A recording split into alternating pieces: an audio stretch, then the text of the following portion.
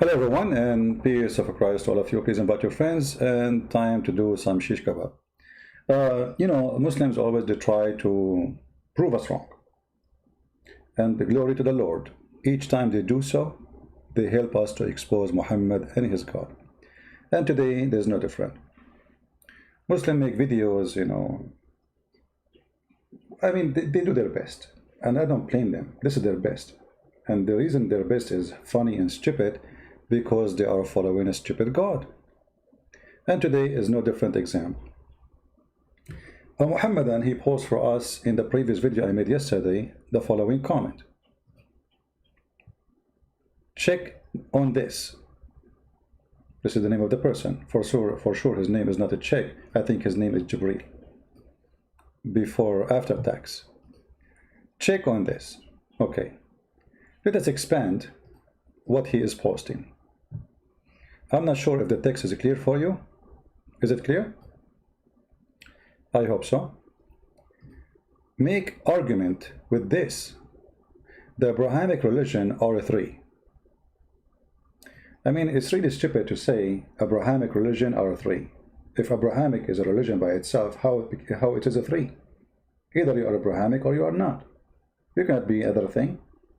That is the first stupid comment. Christianity, and this is very stupid of you. You just said that Christianity is Abrahamic, but you Muslims, you say, where you get the word Christian from? We show you from the Bible, you say we don't agree with the Bible. The Quran calls us Nasara. So you stupid God, he called us wrong name. As you see, we are not Nasara, we are Christians. So you got your God busted again. Then you said Judaism. If I asked you where is the word Judaism coming from, the Quran says Yahud. Obviously the one who said that word, he have no idea what Yahud mean. Idiot. You know the idiot of the village? Yahud. This is what the Quran says. Okay, if we ask you where is Yahud coming from, everybody will laugh at you. We will go for that maybe later. Islam. Islam is Abrahamic. Why? And then he posed for me a video, and we will go for Islam is Abrahamic. Look what it says here. Judaism and Islam don't believe God born or begotten unlike you. Well, thank you very much for saying such a thing, because you just proved that your prophet Muhammad, which is Allah, is a fraud. Isn't it your God in the Quran says that the Jews believe that there's a guy, his name is Uzair, and he is the son of Allah? So you are saying the Jews don't believe in this, but your liar prophet, he said they do.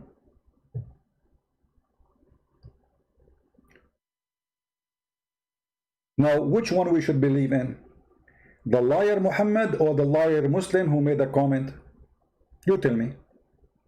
The Quran says the Jews call Uzair, see the Jews, not one Jew, because Muslims they try to say this wasn't Jew, one Jew, because they could not find any Jew. We could not find in the whole Old Testament, in any book of the Old Testament, as you know the Old Testament is many books, the word Uzair, and he is the son of God. But you just said the Jews don't believe in this, so Muhammad is a fraud. And this is why we say that the best one to help us to expose the stupidity of Muhammad is Muslims. Stupid number one plus stupid number two, we have the stupid Islam. So is the Quran phrase is a lie? According to you, it's a lie. Let us go back to your comment.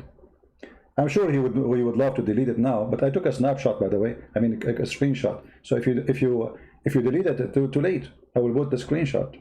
Don't even try. Judaism and Islam don't believe God is born or begotten, unlike you.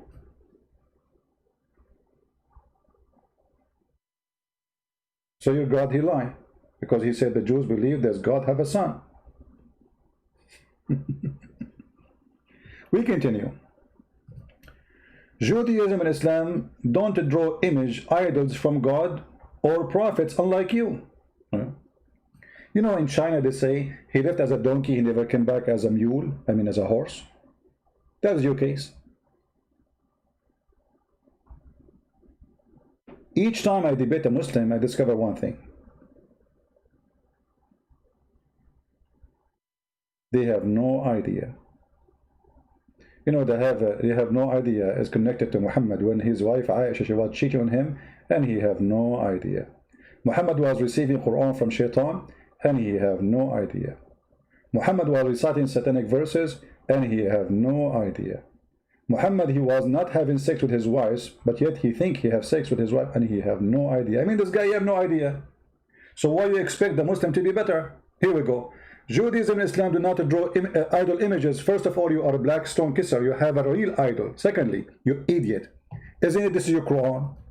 Where Allah, he order Sulaiman to make statues. Is that your book? Image, and look at the false translation, by the way. The word statue disappeared. If we change, but here they have images. If we change the translator, this is Yusuf Ali. Change the translator. Brother, in our religion, we Muslims wouldn't have images. Brother? Eh? What is this? Change the translation. The second guy, the word tamathil, you see the word tamathil in Arabic? It's gone in the translation. What tamathil? Tamathil in Arabic means statues. Let us change the translator until we find one of them is decent. Maybe one of them have a decency, not to corrupt his book and say as it is. Here we go. Finally we find somebody have little decency. If we call Zakir Naik now and we say to him, hey Zakir Naik, is it true that the Christians, you know, have icons and the Christian, they are not for Jesus. The Bible says don't make images. And what the Christians they do, they make icons. And that they prove that they are false. Hey, hold on, Zakir Naik. Isn't your Quran, in chapter 34, verse number 13, it says that Allah, he gave a permission to David, and he ordered the genie and even the shaitan to make for him a temple full of statues and images? First of all, this is true. And I'm going to give it a hey, okay, I'm showing you the verse in the front of you. The translating they are reading is false. The two translators said that they would worship a statue and Brodemir and like you know, and you know, like Taco Bell. What? It's like a Taco Bell thing, you know, like food, you know, in the temple. What Taco Bell? Zakir Naik, read. It says statues, images. What Taco Bell? First of all, show me your face. Show me your face, I will answer you. Okay, Zakir Naik, what my face have to do with now? In the middle of in the ocean, you want me to show you my face now? You know, save yourself. You are going to be drowning soon. Don't you see that you have a big hole in the narratives? So the idiot, he says to us that in Islam we don't have such a thing. So what is this? Images and statues, and you Muslims don't have idols?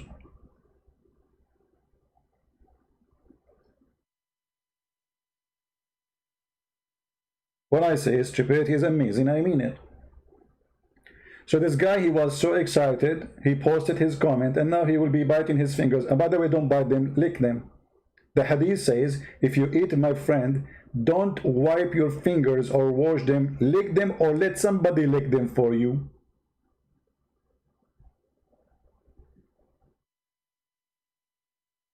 You see the hypocrisy and the stupidity? They accuse us of what they have. Secondly, about making images, you know, even those churches who make images, you know, they have an interpretation for verses in the Bible where it says it clearly. And this is where Muhammad actually, he got the story from. I mean, the idiot Muhammad, he got the story, I think, from the kings. Hold on. Give me a second. I think, yeah, First Kings, chapter 6. This is where your idiot Muhammad, he got the story from. But for him, the one who made them, Allah, he gave control of Sulaiman. He gave him a ring to control the genie. And Sulaiman, he ordered the genie to build statues and images. Okay, brother? Let us see. Hold on. Let me open. There we go.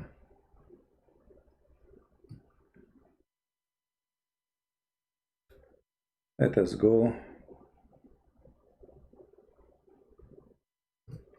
Muhammad the thief, he have no idea what he is doing. He steal a bicycle. He think by putting some paint on it and he changed the name of it. He think we will not know that he is just a thief, an idiot.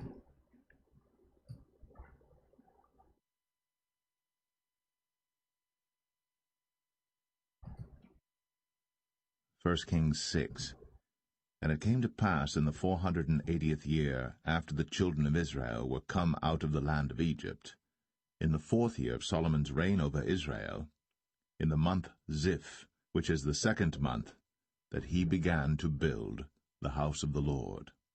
And the house which King Solomon built for the Lord, the length thereof was 60 cubits, and the breadth thereof 20 cubits, and the height thereof 30 cubits.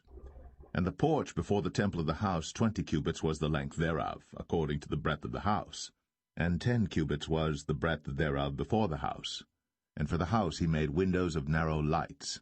And against the wall of the house he built chambers round about, against the walls of the house round about, both of the temple and of the oracle, and he made chambers round about. The nethermost chamber was 5 cubits broad, and the middle was 6 cubits broad, and the third was 7 cubits broad. For without, in the wall of the house, he made narrowed rests round about, that the beams should not be fastened in the walls of the house. And the house, when it was in building, was built of stone made ready before it was brought thither, so that there was neither hammer nor axe nor any tool of iron heard in the house, while it was in building. The door for the middle chamber was in the right side of the house, and they went up with winding stairs into the middle chamber, and out of the middle into the third.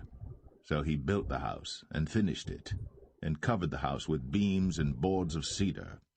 And then he built chambers against all the house, 5 cubits high, and they rested on the house with timber of cedar.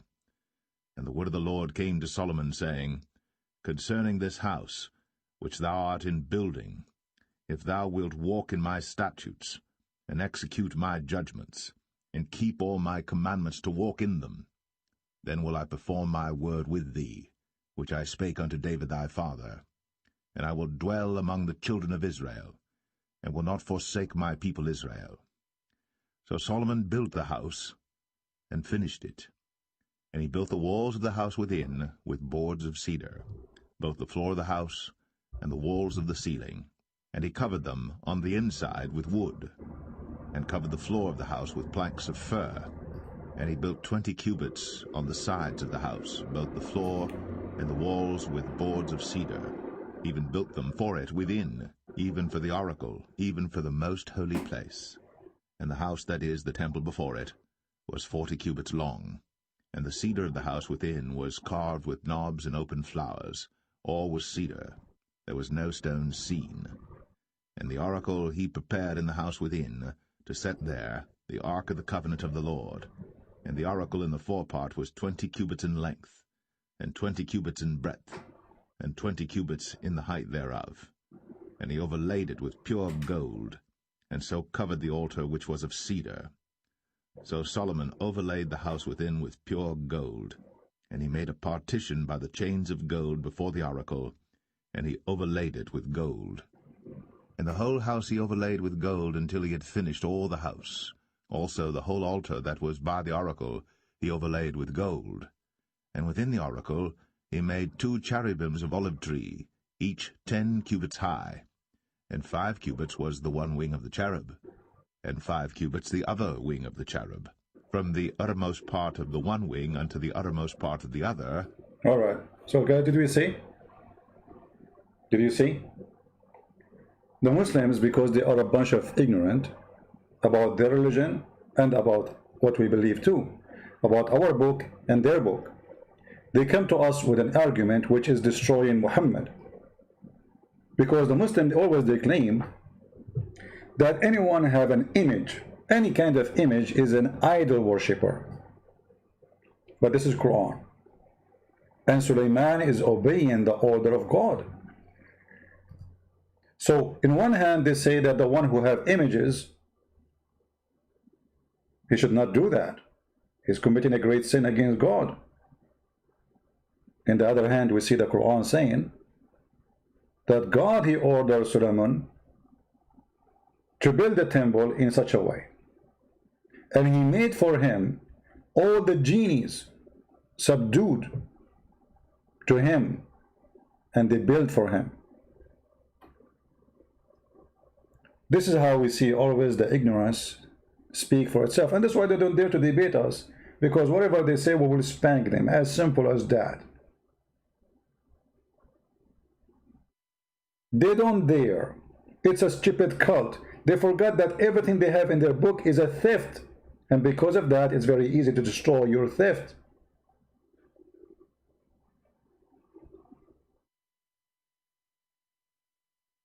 I'm not going to talk now about the flying carpet to Sulaiman, as you see here in the verse before it, which is something they stole from the rabbis, not from God. You see, the fool Muhammad, he was listening to a bunch of rabbis, and they have books which is not valid. Stories, fabricated stories. They tell it to their kids. So when you bring me a rabbi, you should know that the rabbi is where Muhammad got the story from, but this is not from the Bible. Where in the Bible it says Sulaiman, he had a flying carpet?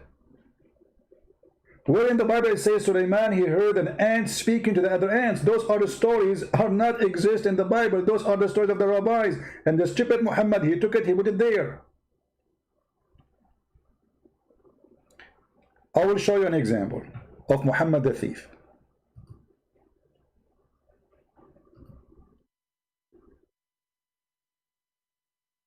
And how the rabbi, they have an impact on him. Muhammad, after start copying from the rabbis, the news, spread all over that Muhammad is just copy whatever we say. So Muhammad, he want to fix it. Muhammad decided to fix it. What he did, look at this. Muhammad was attending a funeral. The messenger of Allah used to stand. Did you see the word used? Guys, focus with me. Do you see the word used? When we say used, what does that mean? It means he do it always this way, right? Used. Do you see the word used? Let me put more arrows for the Muslims, because they like arrows, You see Muslims? Used. He do it over and over and over. Until one day, in funeral time. This is how he prayed for funeral. Okay. How Muhammad learned how to pray in the funeral? Allah taught him, brother. Allah. Okay. Where Muhammad, he taught the Muslim the way to pray? From Allah, brother. From Allah. Allah is the one who taught him. All right. Wonderful. No problem. And then a Jewish guy, he walked by. A learned Jews. Do you know what learned Jews mean? A rabbi. Once passed by and he said, this is how we do it. What? This is how we do it. What Muhammad said? Listen carefully. Muhammad immediately, he said to the Muslim, sit down, act differently. Like, what the heck? I mean, this guy praying all the time, standing. Just because a rabbi, he walked by and he says, this is how we do it. Muhammad, he said, sit down, act differently, because we need to avoid getting busted. I mean, how fast did he wait for Allah to say to him, okay, Muhammad, change it, No, right away, sit down, in a second. So, was the prayer coming from Allah, or the prayer, the way he prayed, it was just a fabrication? He's trying to copy the Jews. What if a Jew, he was walking by and Muhammad was doing poo-poo? And the Jew guy, he said, this is how we do it. What Muhammad will do? He will flip his bum up, and the poo-poo will come like a fountain on top of him.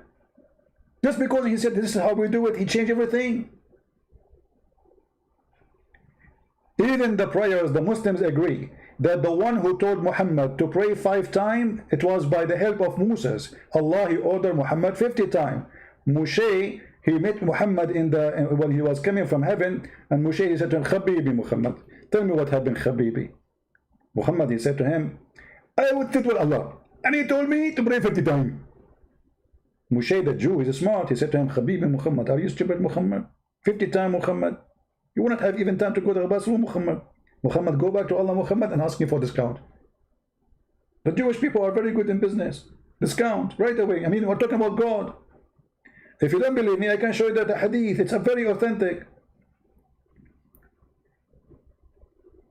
And then Muhammad, he kept going backward, forward, and each time he talked to Moses, and Moses, go back, you idiot. You cannot do 40, you cannot do 35, you cannot do 30, you cannot do 25, you cannot do 20, you cannot do 16, you cannot do 15, you cannot do, until Allah agree at the end, okay, finally, five prayer.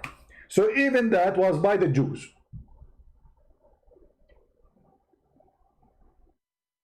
Reference? Okay, let us show reference, because in Muslim they will say where he gets from. You are right. Okay, hold on. Give me a second.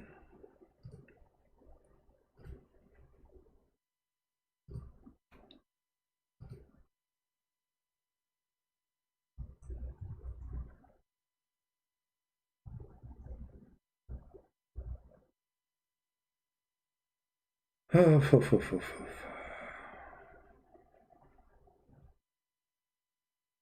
we go. Reference. The book of Salah. Salah, my brother, the word Salah does not mean pray. Salah means blessing. You see the book of Salah. Chapter enjoying a Salah and difference reported. Okay, now here we go. And this is Sahih, just for reference. This is Sahih. They cannot say this will be. The Messenger of Allah said, Allah the Mighty Sublime enjoyed 50 prayer upon my ummah. How many? 50.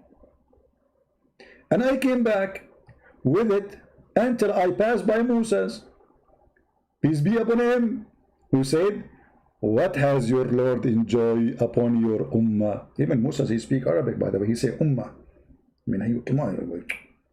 Moses, he is an Arab. Hello? Okay.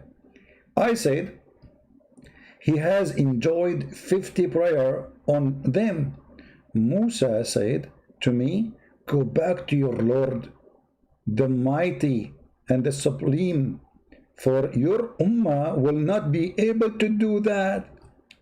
I mean, look at this stupid story. Well, this story proved to us that Allah is an idiot and Musa is smart. Moses is correcting Allah. You know, you got Allah, what you gave you 50 prayer. They cannot do that. Who can do that? 50 prayer a day? If each time you want to prepare for the prayer, you need between 15 to 20 minutes. Just to prepare. How you can pray 50 times? Because remember, the Muslim, they have to do ablution, tatalution, malalution, the Taco Bell stuff. So I went back to my Lord, the Mighty, the Sublime, and he reduced the portion of it. What the heck is that? Are we... What? Like what?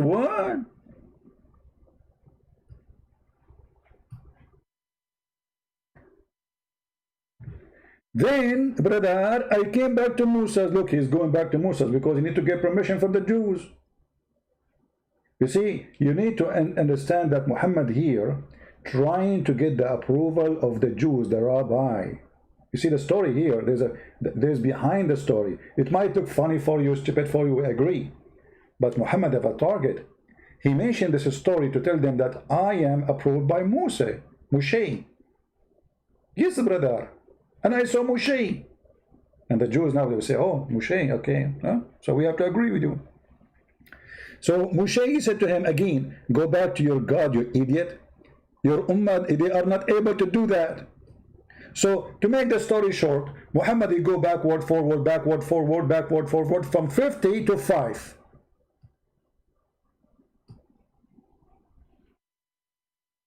Do you see it?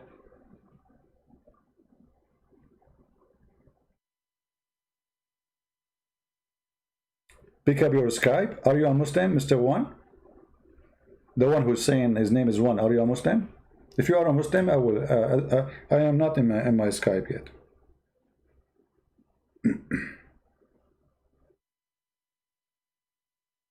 Are you a Muslim? If you are a Muslim, I will open Skype just for you.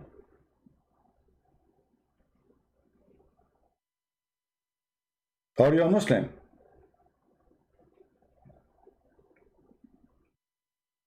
Do we have any Muslim he dare to call us? You know what? I will open my Skype anyway. Maybe we can get a fish. You never know.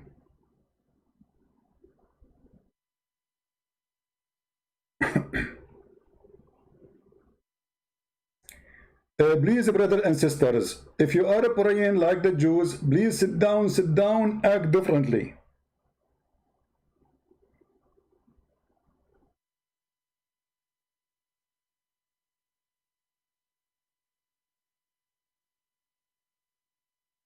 I mean, I keep receiving calls from those Chinese commercial scam. That's it. I blocked them. They kept coming. Okay. All right. My Skype. I'm logging in. If there's any Abdul, he wanna act differently and call me, feel free.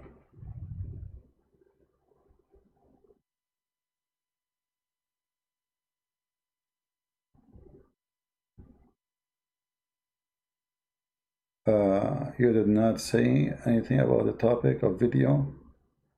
In general, you fake Christian copy everything from the Old Testament. You see, very stupid of you, George, to say we copy everything from the Old Testament because we consider the Old Testament as it is our book. So you're a donkey. Don't call me if you are not a Muslim. Hello? Hello? We have somebody trying to call. Hold on.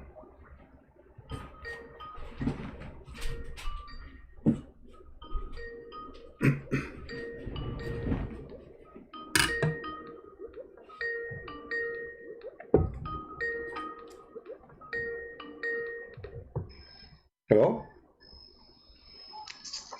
Hello? Hello? Hello? Speak normally or I will hang up on you. Speak like an adult.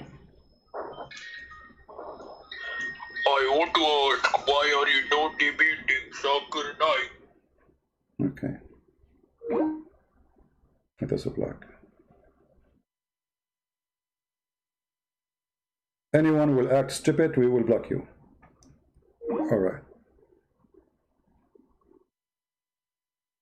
Only Muslims can call me. Anyone else will call me, I will block you. Is that clear? Any Muslim? So look at this guy. He is saying we copy from the Old Testament, but he forgot we accept the Old Testament as it is. So how we can copy, you idiot? How we can copy? Copy what? We have the book as it is. Not a single letter is missing. Dummy.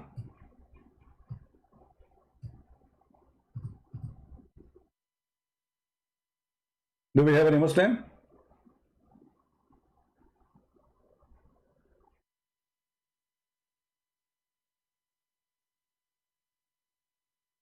Only Muslim can call. Why I need to repeat myself? You see, the reason is we don't want to do what the Muslims do. Two Muslims start talking and start bashing Christianity. We don't do that. We want to give the Muslims the chance to answer. So when you call me, you are wasting a chance for somebody else. He's a Muslim. And then when the Muslim, they see that a Muslim cannot answer, then they will leave Islam. But if you call me, say Muhammad is bad, so what I would do with you? What exactly the purpose of this call?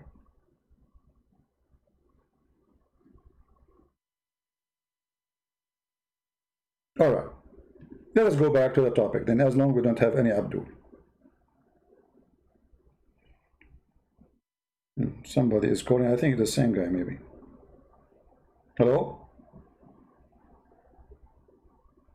Hello?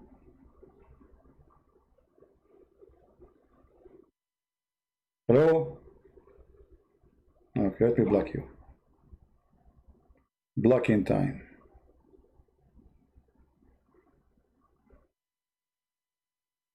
Next.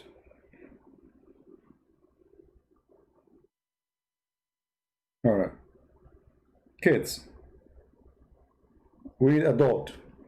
So, as you see, Muhammad is nothing but a person under the influence of the Jews, trying to copy the Jews and everything, but he is copying their stories, which is fabricated, which is not biblical.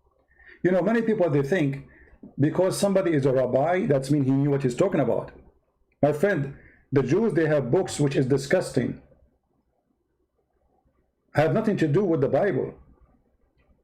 If you go and read the books which is the Jews they teach in their schools, there's no doubt that this is anti-God books, full of fairy tale stories. All the stories Muhammad he got it from the rabbi books, not from the Bible, not from the book of Moses, not from the book of any prophets, from the rabbis. As an example,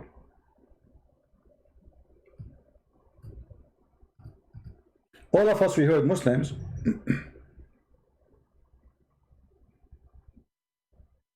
debate Christians. Why you want to debate Christians? I mean, you have to be mentally ill to be Christian and you want to debate me. Literally.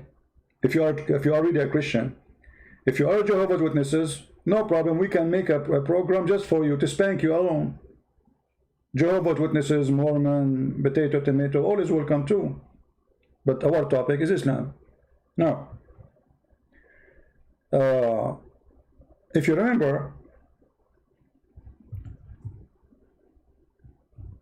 the story of the punishment of the grave, the torment of the grave. Muhammad never mentioned this story all his life.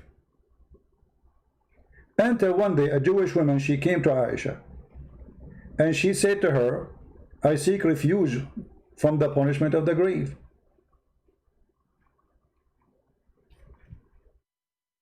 Another kid, I think, calling. Yeah, I think this is the same kid. Let us give him a chance. Hello? Hi. Yes, my friend, you are live on air. Are you a Muslim? Hello? Hi. Are you a Muslim?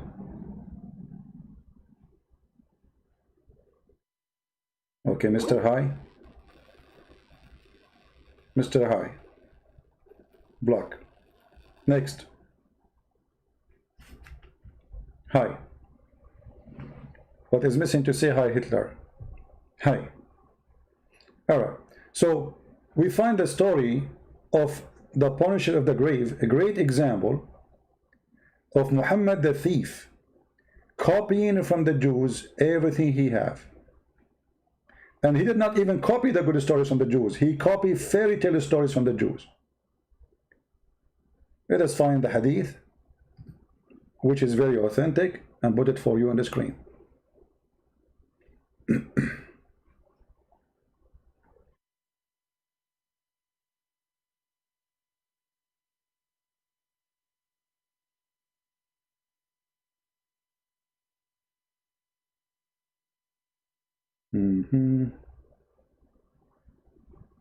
Here we go. A Jewish woman enter into me. Who's talking? Aisha, the child wife of Muhammad.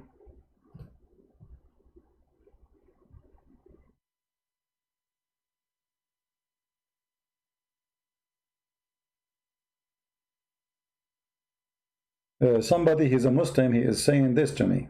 Let us put his answer. Why you don't call me Mr. Mahdi? Sound like you are a smart man. Why you don't call me? The reason Muhammad started seeking refuge from the prayer, from that prayer, was because Jibreel told Muhammad that even Muslims and his wives would be put in trial. Well, let us see if this is true. The story in front of me, my friend. The story in front of me. A Jewish woman entered into me and said, the torment of the grave is because of urine. But where? Because of what? Because of urine?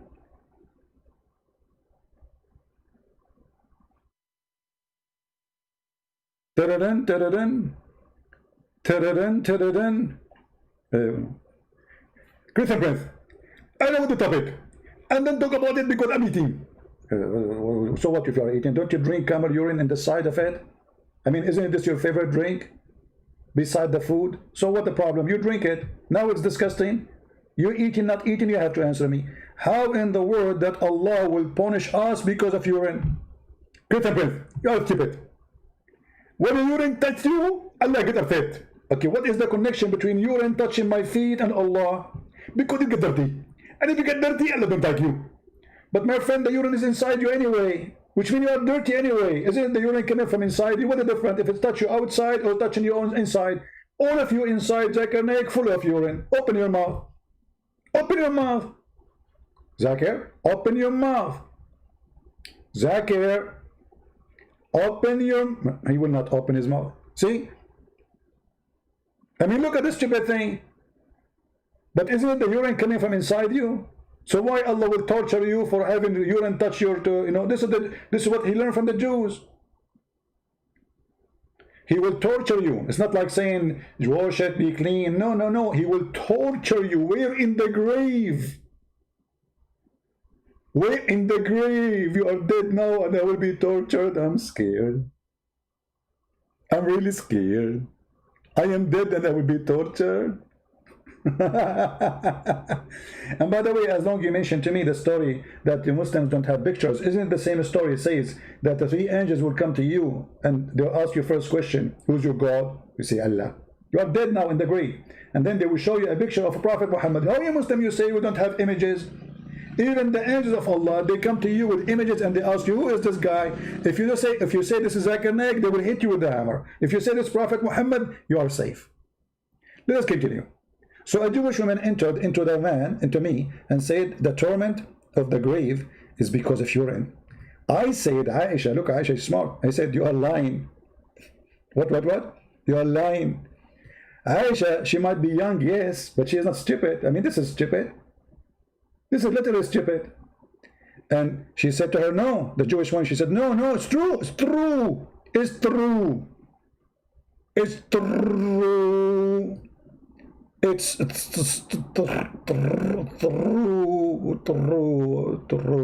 Oh. No, there's Uzair is not exist. We don't have such a name, my friend. Arabic, Christian, Jewish, doesn't matter. There's no Uzair. Arabic, Christian, Uzair is not Israel. Same time, there's no person in the Jewish, all the Jewish books, including like the traditional books, which have nothing to do with the Bible, have such a name. Don't go there. So, it's true. We cut our skin and clothes because of it. The Messenger of Allah, he went out to pray, and our voice became loud. They are fighting. He said, what is this? So I told him what she said, which means the Jewish woman, she said. Look what Muhammad he said. Right away, because she's a Jewish, Muhammad have to agree. He said, she spoke the truth, and look with me carefully. What Muhammad said? She spoke the truth. And Aisha, she continues saying, after that day, he never offered any prayer, but he said in the following prayer, Rabba Jibreel wa Mikael wa Israfil. Adding mean here, so he start, and by the way, he's adding names which is not in his book. He is copying from the Jews, and later he added them to his book. Mikael wa Jibreel wa Israfil. Okay, what about them? Grant me refuge from the fire and from the torment of the grave. Muhammad never, before that day, he mentioned the torment of the grave. How we knew that? Aisha, she never heard it before. Who's Aisha? Aisha, she's a person who lived with Muhammad 24 hours a day. Muhammad never mentioned, I seek refuge from the torment of the grave. And this is why she was fighting with the Jewish women, because she never heard this before. And she told her, not only this is not true, she said, you are lying. Aisha never heard. The second Muhammad, he heard the Jews saying that, he occupied it, he took it, he put it for him. I think we have a Muslim trying to call. Let us see.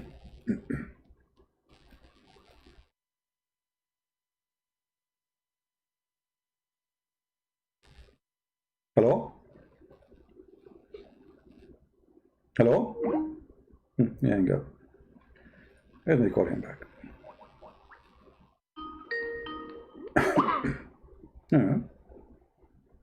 So what you're calling?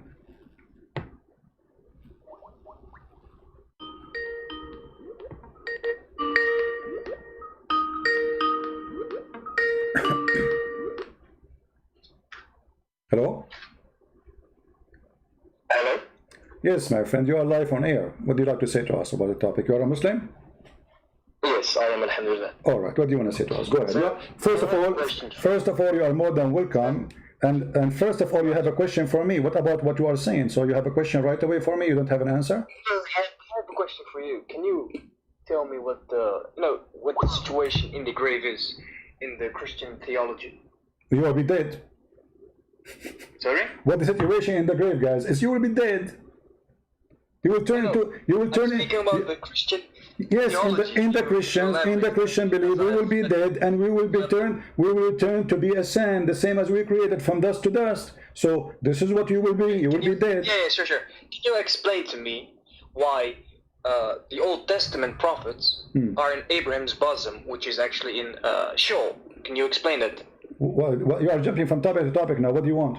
No. That's actually very relevant, because if we look at the Bible, there's no mention regarding what's happening in the grave. So, can you enlighten us? No. You see. That's possible. Okay, you just said there's no mention what will happen in the grave because simply nothing will happen in the grave because you are dead.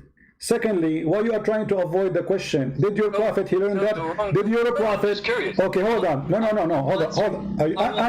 I'm curious too because God he promised us resurrection. So you are going to be resurrected. So you are dead. So when you are dead, I'm explaining. When you are dead, you are dead. And then you stay in your grave as a body, which means you will be dust. And then resurrection will happen, which means the spirit and the body will be resurrected. This is what resurrection means: reuniting to unit the body and the soul.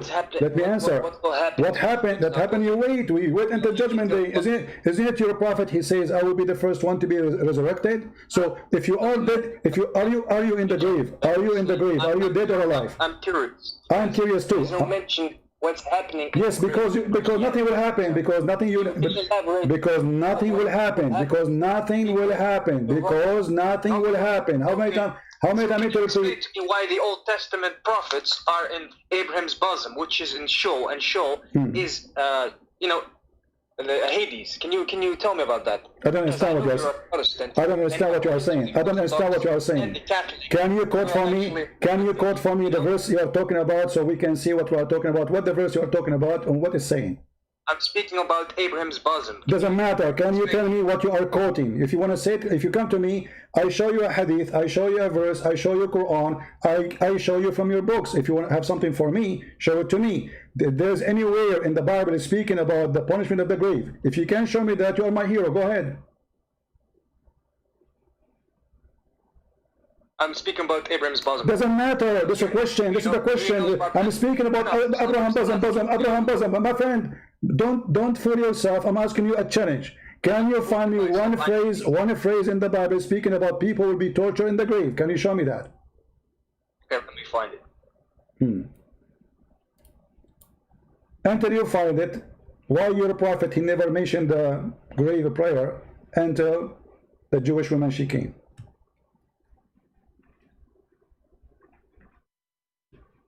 Hello? Are you there? Oh, sorry, what did you say? Yeah, what did you say? Why your prophet never mentioned the torment of the grave until the Jewish women she mentioned it?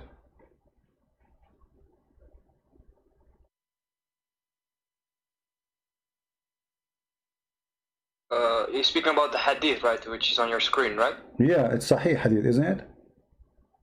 You see. Can you zoom out? Yeah, here we go. I will show you the whole Hadith, no problem. Aisha, she said, a Jewish woman entered upon me and said, the torment of the grave is because of urine. She said, Aisha, you're lying. What do you say?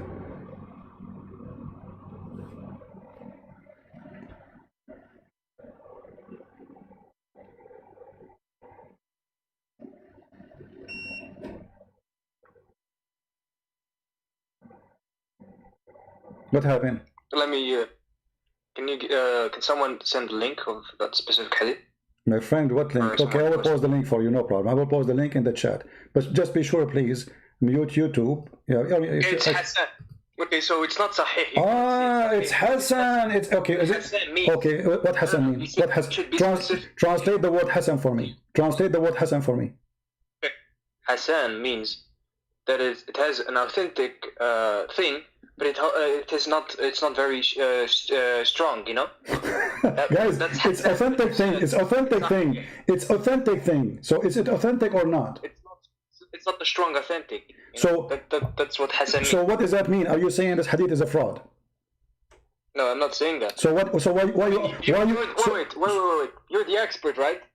So tell us, what does mawdu' mean? What does da'if mean? I don't care. All this garbage is. So you don't care. No, I don't care. No, I don't care. I don't care. You know, you put it down. Yes, you put it down when you want. You put it up when you want. It is you who wrote it. It's you who translated it. It's you who published it. And it says Hassan, and you are the one who said, don't change the topic. You said it's Hassan. You said it's authentic. So now it's authentic. Yes, your prophet is the one who said it. You know. Okay, let me read. Okay.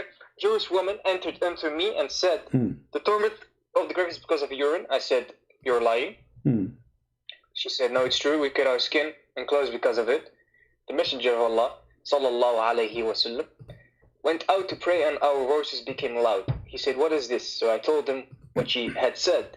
He said, she spoke the truth. After that day, he never offered any prayer, but he said, following the prayer, Rabbi Jibril Mikail wa Israfil, aiding min harri nar wa adhabil qabr. Lord of Jibril, Mikhail, and Israfil, grant me the refuge from the heat of the fire and the torment of the grave. Okay, so what's your problem? What's the issue with the hadith? How come you did not answer? I mean, how many times to repeat the question? Why Muhammad never mentioned this until a Jewish woman, she came to Aisha? Let me see. Okay, so you know that some things are taken, from the people of the book, right? Like you take things from the Old Testament, right? Okay, show me where that we can find the Old Testament. We go back to zero now. You see, Muhammad is a liar, because if this is from the Old Testament, show it to me. Something make a liar. Okay, well, show it to me then. You see, a Jewish woman, she said that just because she said that Muhammad did not even know how to read the Old Testament. So where it says that in the Old Testament that there's an angel will come to you, my friend, where in the Old Testament it says there's three angels will come to you and they will beat you with the hammer and they will ask you three questions. Who is your God? You say Allah. What is your religion? You say Islam. And then they will show you a picture of Muhammad and they will say, if you don't know him, they will hit you with the hammer. Each time you give a wrong answer, they will hit you with the hammer. Where Muhammad he got the story from? That is the Old Testament.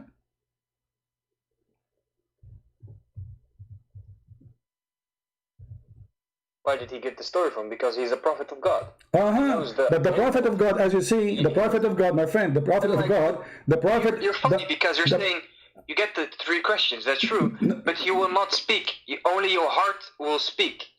My friend, my friend, I'm asking you, the question is very simple. Muhammad never mentioned this until this Jewish woman, she came. He never prayed in such a prayer. He never prayed. You know what prayer mean? Muhammad, every day he prayed, and Aisha, she is witnessing. Aisha, she said, after that day... Listen, make these claims, so the burden of proof is on you. So provide them, and I will give you an answer. It's in front of you. In front of you, it says, after the Jewish women, he starts saying that. Guys... Already give you my answer. I said some things were taken. Of course, yeah, no problem, because of the Jews back then. So my question back to you is, you said he's a liar and this and that. So the burden of proof is upon you. Provide them and we'll give him you are saying to me, find something does not exist in my book. Do you see how silly you are? It's like saying to me, did you see the did you see the dinosaur? Did you see the dinosaur? I say I never saw a dinosaur. Says you have to prove that you never saw a dinosaur. Listen. Why Muhammad never pray? Why about the Lazarus bit, you have to answer. Okay, you have to answer. Why Muhammad, he never mentioned this prayer as long as it's so important? Because after that day, every single prayer, Muhammad, he mentioned the punishment of the grave. So how come it was not important, never mentioned, never prayed before, until the Jewish woman, she came? I don't get your question. What's your? Can you be more specific? As long he is praying every time now, after the Jewish woman, she mentioned this story about punishment of the grave. Every time he pray, he say, I seek refuge from Allah, throat made from the grave. Okay, how come he never mentioned this prayer? He wasn't afraid of the grave before? He never heard about it before? If he heard about it, if he knew about it, how come he never made this prayer before? The prayer for the grave? What? Yeah. What kind of prayer? What are you speaking about, man? I don't get your question. Guys, he did not get my question. Muhammad, he started praying. The hadith says, after that, read with me carefully, after that, he never offered any prayer, but he said the following prayer. Okay, after that, so all those years Muhammad is a prophet. How come not a single time he offers such a prayer, seeking refuge from the punishment of the grave, but now every prayer he mentioned it? What happened?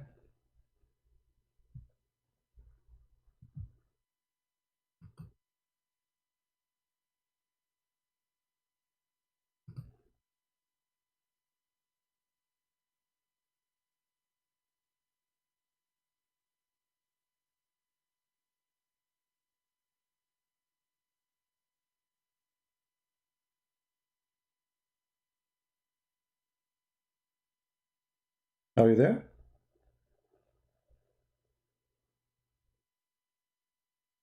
Do you need to call a friend?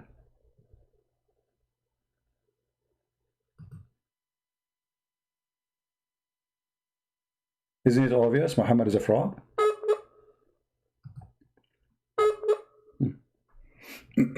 Bad connection, maybe.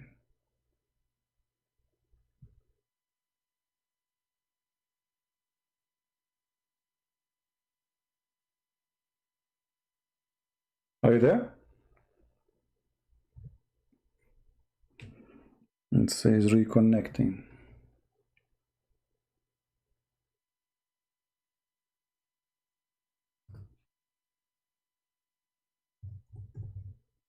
He want me to prove something doesn't exist. You believe it?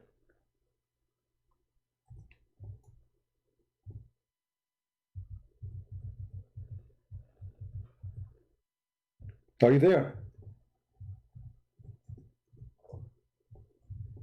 Let me hang up on him and call him again. Oh, he hung up himself.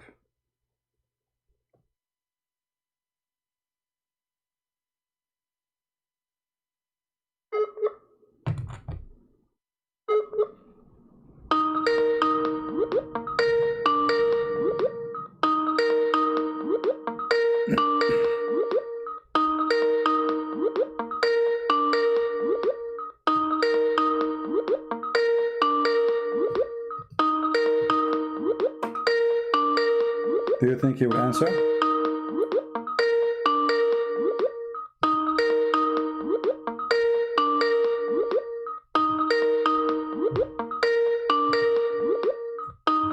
I don't think he will answer. What do you think?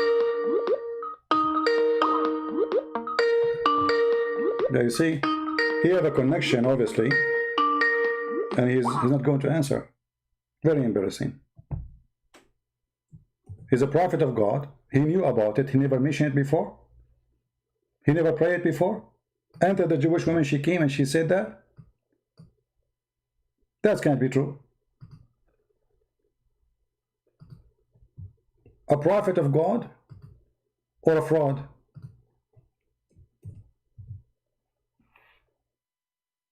Let me call him one more time.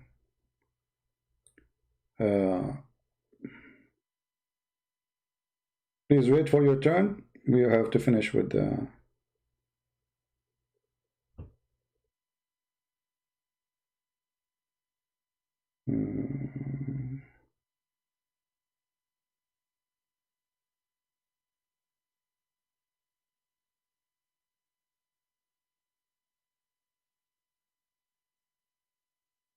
Okay. What happened? Let us call him again.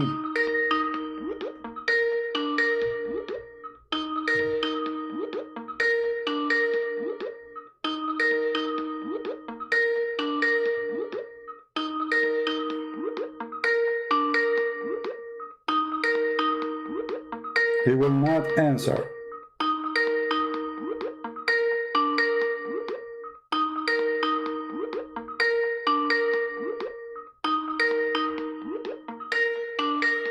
Very embarrassing. He's online. That's why it's ringing.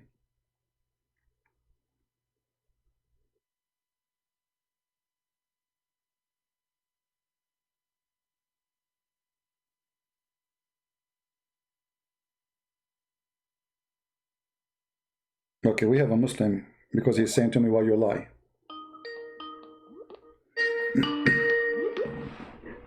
Hello? Yes, Mr. Muslim, how are you? You are a Muslim, right? Yeah, I have, why you lie about Prophet Muhammad? Like which one? Which one? Which lie? Because there's many lies. Like this one. Which one? Like this about the punishment of the grave. Okay, you said I'm lying. How I'm lying? Prove me wrong. Go ahead. Yeah, because you do not show the other narrations which say Jibril came to Muhammad after the Jewish woman came, and Jibril said to Muhammad that even the Muslims and the wives of Muhammad will be put to trial in the grave. So guys, Jibril, listen. Jibril, he came to Muhammad after the Jewish women. The news came to the Jewish women before Muhammad. He is the prophet.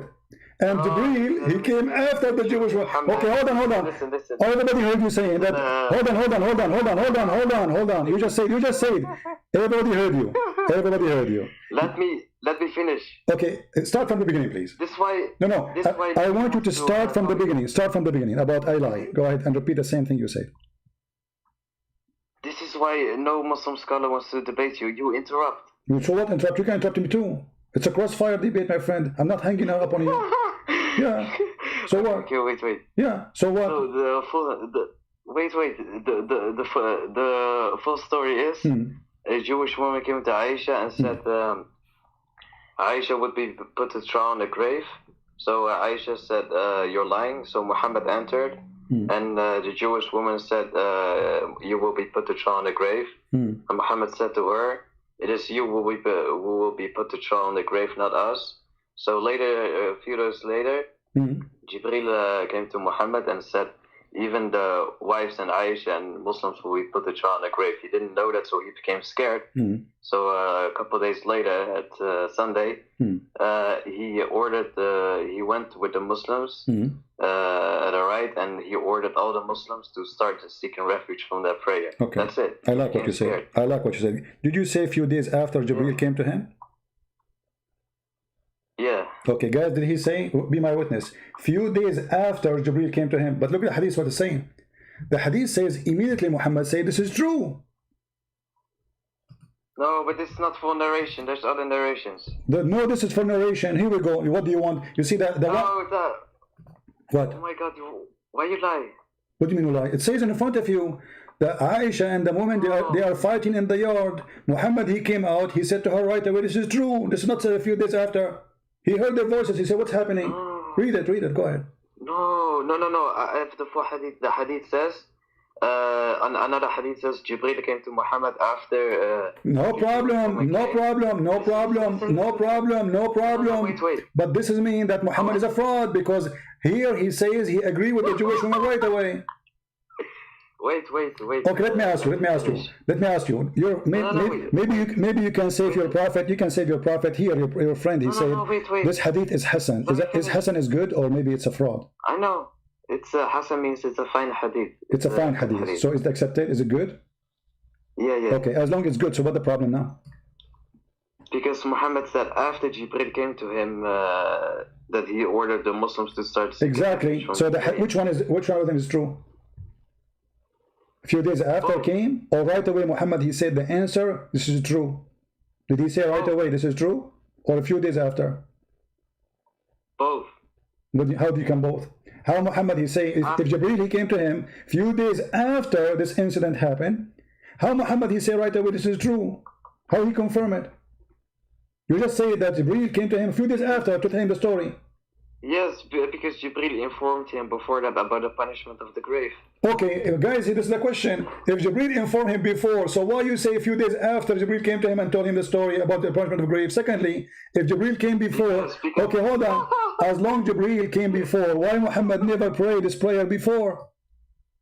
Why he never prayed? Muhammad because Muhammad didn't know that even the Muslims would be put to trial in the grave, and he became terrified. My friend, but right away he starts saying, read carefully, right away.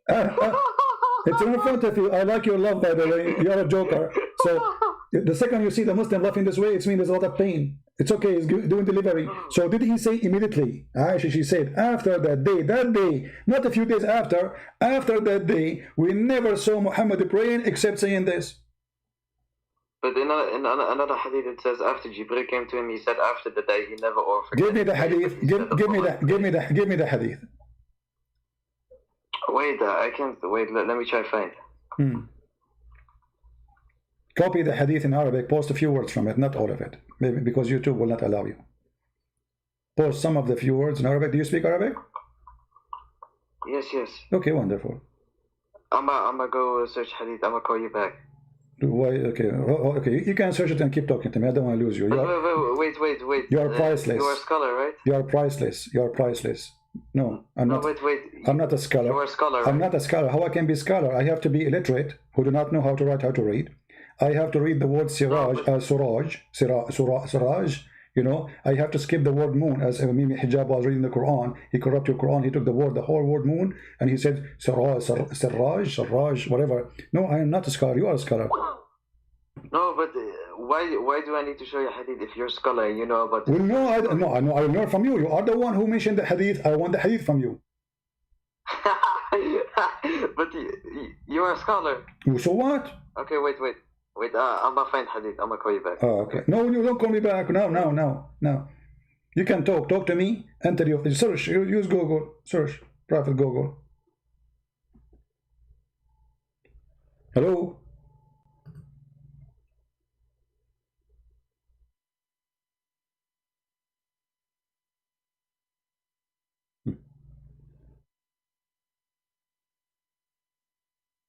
Let us call the other one until this guy get ready. We have 2 fish. Until now both are smoked.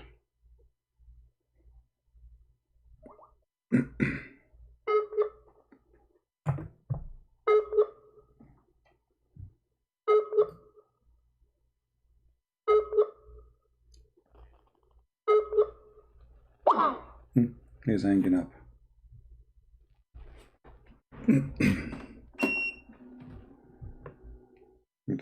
He's going now. Hello? Hello? Yes, what's your name so I know what to call you? I called you earlier. Yeah, I know. But what's your name, my friend, so I can call you by your name, if you don't mind? My name is One. Your name is One? What does that mean? Your name is One, so your dad, he call you One? No. My name is One. Okay, but your name, One, or is that too difficult for you? No, okay. What? No, I cannot. It's very hard for me because I don't speak Arabic. So. But I'm back. Okay. So what do you want to say to us? Go ahead. Yeah. So I found the evidence that actually the rabbis also believe that there is a punishment in the grave. Thank you very much, guys. The rabbi, guys, did you hear it? The rabbis. Again, the rabbis. This is not from the Bible. Listen, no. You wanted proof because this woman, Jewish woman, right, was a Jew, right? Right. Or was she not a Jew? Yeah. Tell me. She's she a was a Jew, right? Okay. Yeah. So you want proof, right? Okay. I will read what I found. Okay. I know what you find. This is not from the Old Testament, my friend. What? This is from the Talmud, which is... Thank you very much. The rabbi, the book of the devil, the Talmud. They believe that a spirit will be tortured. First of all, even their, hold on. Let me tell you before you read it what it says. Hold on. Let me show you. Do you deny the church fathers? No, listen. None of the church fathers they say that. Don't stop lying. Stop lying. Now I'm asking you. Do you Muslim approve the Talmud? Do you Muslim approve the Talmud? The existence or taken from the church fathers. So my question back to you is: do you take from the church fathers? Let us go with the Talmud first. Do you approve the Talmud? And then we'll go to the church father. Do you take from the church fathers? We will take, no problem. But I'm asking you now. Do you accept the Talmud? No. You. Do you accept? Do you accept? Do you accept the Talmud? No. Do you accept the Talmud? Yes or no? So you admitted that your prophet is stealing from the Talmud, the book of the devil. I'm not saying that. I'm not saying that he was taking, learning from the Jewish woman. So why you are quoting for me? Why you are quoting for me? Why you are quoting for me? Actually, also the Prophet. Listen. You know. So you agree with me? So Christians are not doing. You are literally, denying or not taking from the Old Testament anymore. My question back to you is: do you take from the Church Fathers? Yes or no? Sure, we take. Go ahead. Show me. Show me. Okay, show me. No, show me, guys. You want to show me from the Church Father where it says that two angels will come to you in the grave and they will hit you with the hammer. Go ahead. He does not take from the Church Fathers. Go ahead. Show me. Go ahead. Hello. Okay. Yeah, no problem. I'm back. Okay. Okay. The punishment of Qura. Once a Bedouin came to Rabbah bar Hyena and offered to show him where Korah and his followers. What is it? What Rabbah? What are you reading? What are you reading? I'm reading part of the Talmud. Just stupid idiot. He said the Church Father. The Talmud is the Church Father, you donkey. The Talmud is the Church Father. Okay. Okay, I'm asking you. So you are saying now that agreeing that your prophet is taken from the Talmud, correct? According to the Hadith you provided. Yes.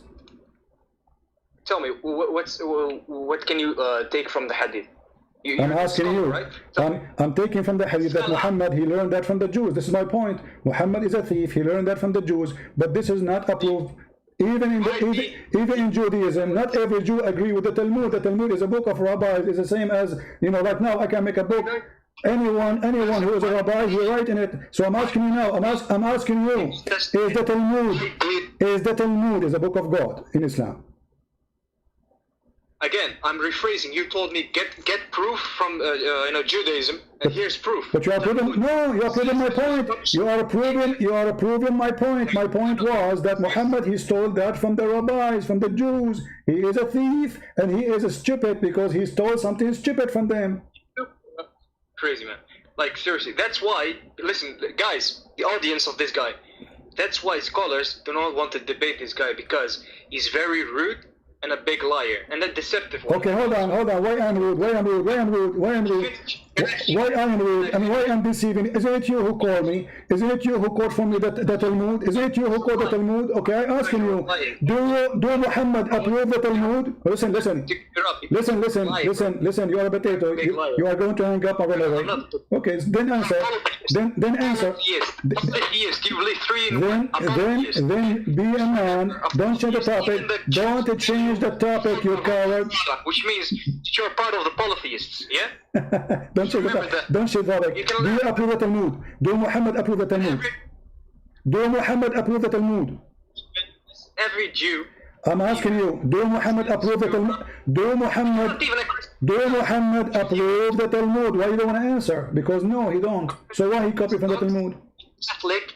You're a heretic. So imagine. Let us see who's a heretic. Heretic is the one who don't follow the book of God. It is you who said, listen. From the Church Fathers. What Church Father? Those are Jews, you idiot. And this is not even the book of God. Even the Jews don't consider it as the book of God, you donkey. So you are quoting for me a book even Islam don't approve. Do you Muslim approve the Talmud? Say yes. Heretic polytheist. Be a man and say yes. Do you approve the Talmud? Because we can quote for you from the Talmud things things will make Allah look like stupid. Do you agree? Do you agree with the Talmud? Yes or no? Heretic polytheist. Do you approve the Talmud? So you're a prophet. He copied from the Talmud a book of the devil. It's everyone who is watching the stream to study on your own, because this guy is a very big liar. And, thank you. Thank you. Are you going to run away? Coward. The prophet was quoting the Talmud. Guys, isn't this what he said? Muhammad is copying the Jews. He got busted. This is why when the Jew said to him, this is how we do it, a rabbi Jew, he said to him, this is how we do it. But Muhammad said, sit down, act differently. And this guy, he want to prove to us that I'm wrong. So what he did, he went to the book of the Jews, which is the rabbi books, not book of God. And those people, they believe that when a person is buried, then he will be tortured, his spirit will be tortured, not his body, for 7 days. This guy is an idiot. This is not the book of God. This is fiction stories. Many of the Jews don't believe in them. So how Muhammad he copy and he carry it, and where he got it from? Now we knew where he got it from. And this is why it says here, a Jewish woman, she said, and the other friend of yours, he was stupid. He said, this is the Hassan is not accepted. Well, I can show you the same hadith from Sahih Bukhari. The same exact hadith. But I was, I prepared a surprise like for them for later. So they argue this is the Eid, did not accept. This is Sahih Bukhari. 1372, very Sahih. So what you did, you help us to prove that Muhammad is a fraud, because Muhammad, he never said that prayer before. The other guy, he said he want to find me the hadith. We're waiting for it. An angel came to him after a few days, what he said. So why Muhammad said right away this is true? After the Jewish woman, she said the story. And after that, he never prayed without seeing it. And the coward, he hung up because it's very embarrassment. Do you approve the Talmud? Do you Muslim approve the Talmud? Why? Then why the Quran did not mention it? The Quran says Allah, he gave Moses the Torah. What is the Talmud? Coward. You just to prove to us that Muhammad is not following the book of God, following a book of fairy tale stories and fictions and evil. It's called Talmud. And why you hang up? Shame on you. Don't you want Allah to defend you? Somebody saying he have evidence from the Old Testament. Okay, Ahmed. Let us see Ahmed.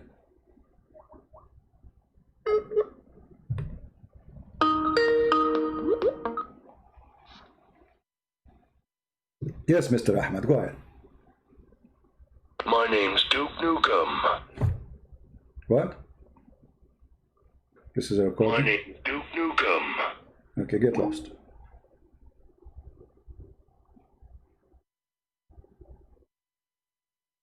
Who is a brave Muslim? He can explain to us how Muhammad is the biggest thief in history. He stole all the fairy tale stories of the Jews, he put it in the book, and he considered that holy from God. And the proof is my witness. Here we go. A Muslim, he called us and he said he found the story in the Torah. But that, by the way, not the same story in the Talmud. The Talmud doesn't say that. Muhammad, he added more spice. As an example here, in different hadith, Muhammad, he said, there's 2 angels will come to you, which I find very hilarious. Actually, I wish I can make a cartoon about it.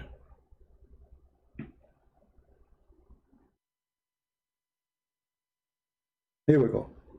So when a person he die, the angel of death will come. Guys, can you read the text?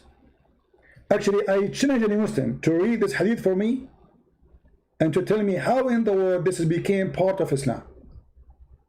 And how in the world you Muslim believe in such a garbage. That you are dead and now an angel of death will come to you. Look at this. Then the angel of death comes and sits on his head and says, good soul, come out for forgiveness and accept from God.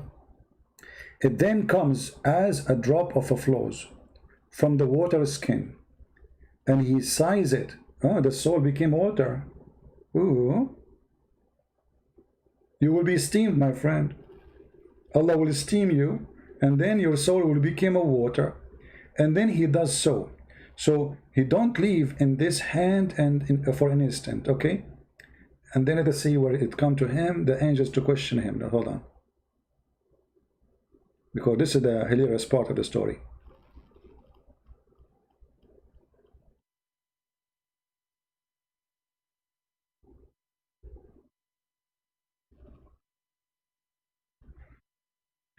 Let me be sure that this is the exact hadith I'm looking for.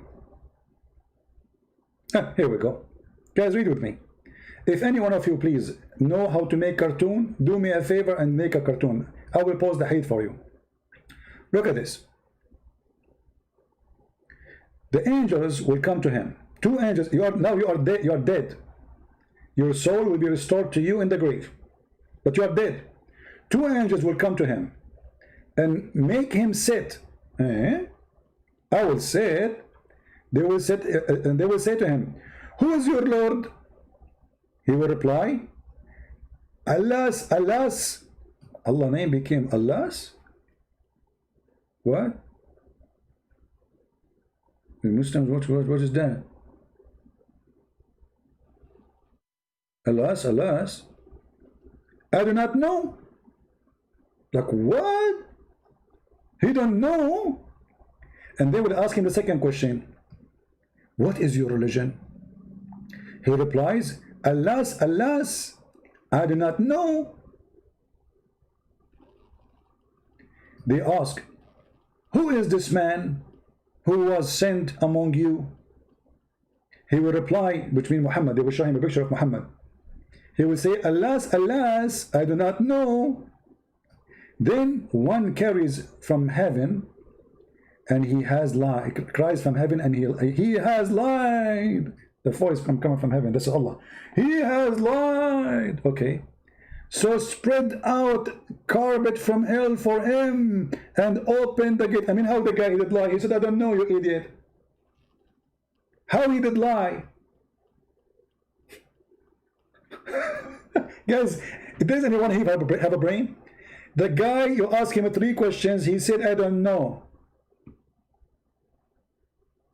An atheist, he don't believe in God, he don't know God. So how he did lie?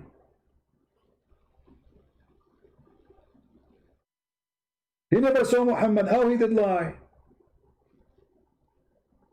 What is the name of your God? He don't know what the name of his God, because he don't worship God. How he done? Okay. And then open the gate for him into hell. And some of its heat and hot air come to him in the grave. In the grave.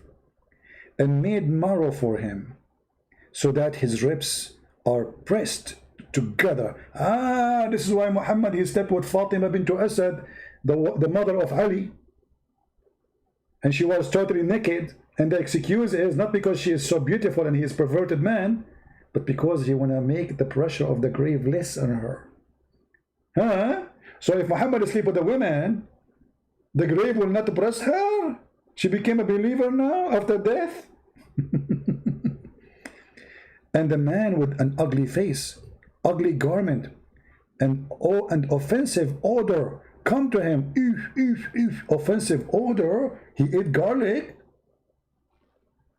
Let us see. We have somebody is calling. Hello? Hello? Yes. Yeah, I sent you a hadith. Mute you too, my friend.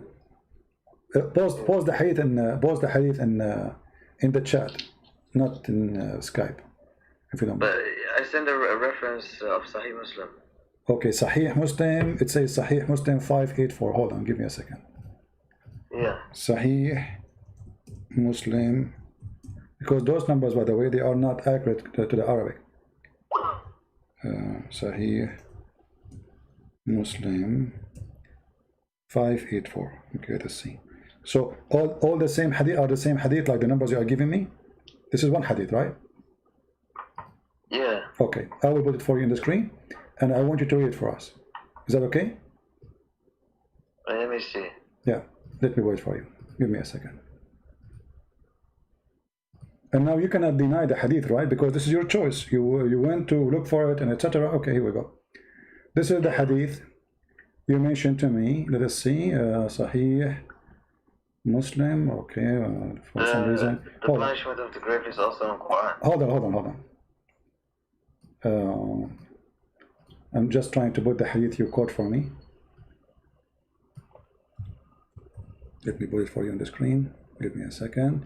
Okay, Sahih Muslim, here we go. This is the hadith of your choice, my friend. Let me put the number on the screen so you can see and you confirm that this is the one you choose. Is that the one you choose? Oh, of course not. No, it says in your Skype 584 Sahih Muslim. What you have is Sunan Abi Dawud. My friend, isn't it you in your Skype? You said to me Sahih Muslim, Hadith number. Oh, yeah. Okay, Sorry. so this is Sahih Muslim. Read the Hadith for us. No, you read it. No, you read. My English is funny. I'm bad in Arabic, bad in English, and bad in Sanskrit. You read it for us. Go ahead. Okay. Let me see. The Prophet entered my house when a Jewish was with me, and she was saying, "Do you know that you would be put to trial in the grave?" The Messenger of Allah trembled on hearing this and said, "It is the Jews only who will be put to trial in the grave."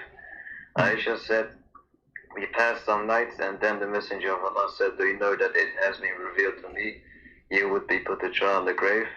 Aisha said, 'I heard the Messenger of Allah seeking refuge from the torment of the prayer after this.'" So you went all this time to give me a hadith to prove my point? You just to prove to me. No, Yeah, you proved to me exactly. This is the same hadith I was reading, but different book. This is Sahih Muslim. I was reading from different book and from Sahih Bukhari. Now you are quoting me Sahih Muslim, but the same story. A Jewish woman, she entered and she said to him, "You are going to be tortured in the grave." The message of Allah trembled. He trembled. Actually, the hadith you are giving me now is more terrifying. Yeah, laugh more. I want to laugh, guys. So Muhammad, he never heard this before. The hadith here proving that Muhammad never heard this before because he trembled of hearing this. Do you see it? Okay, what if I show you Quran before this hadith? Hold on. You are the one who quote this hadith for me to prove me wrong or to prove me right. Are you sure you are not paid by Christian prince? Because Muslims, they say those who leave Islam is paid by Christian prince. Christian prince, he give them 5 hamburgers. Did he give you any hamburgers?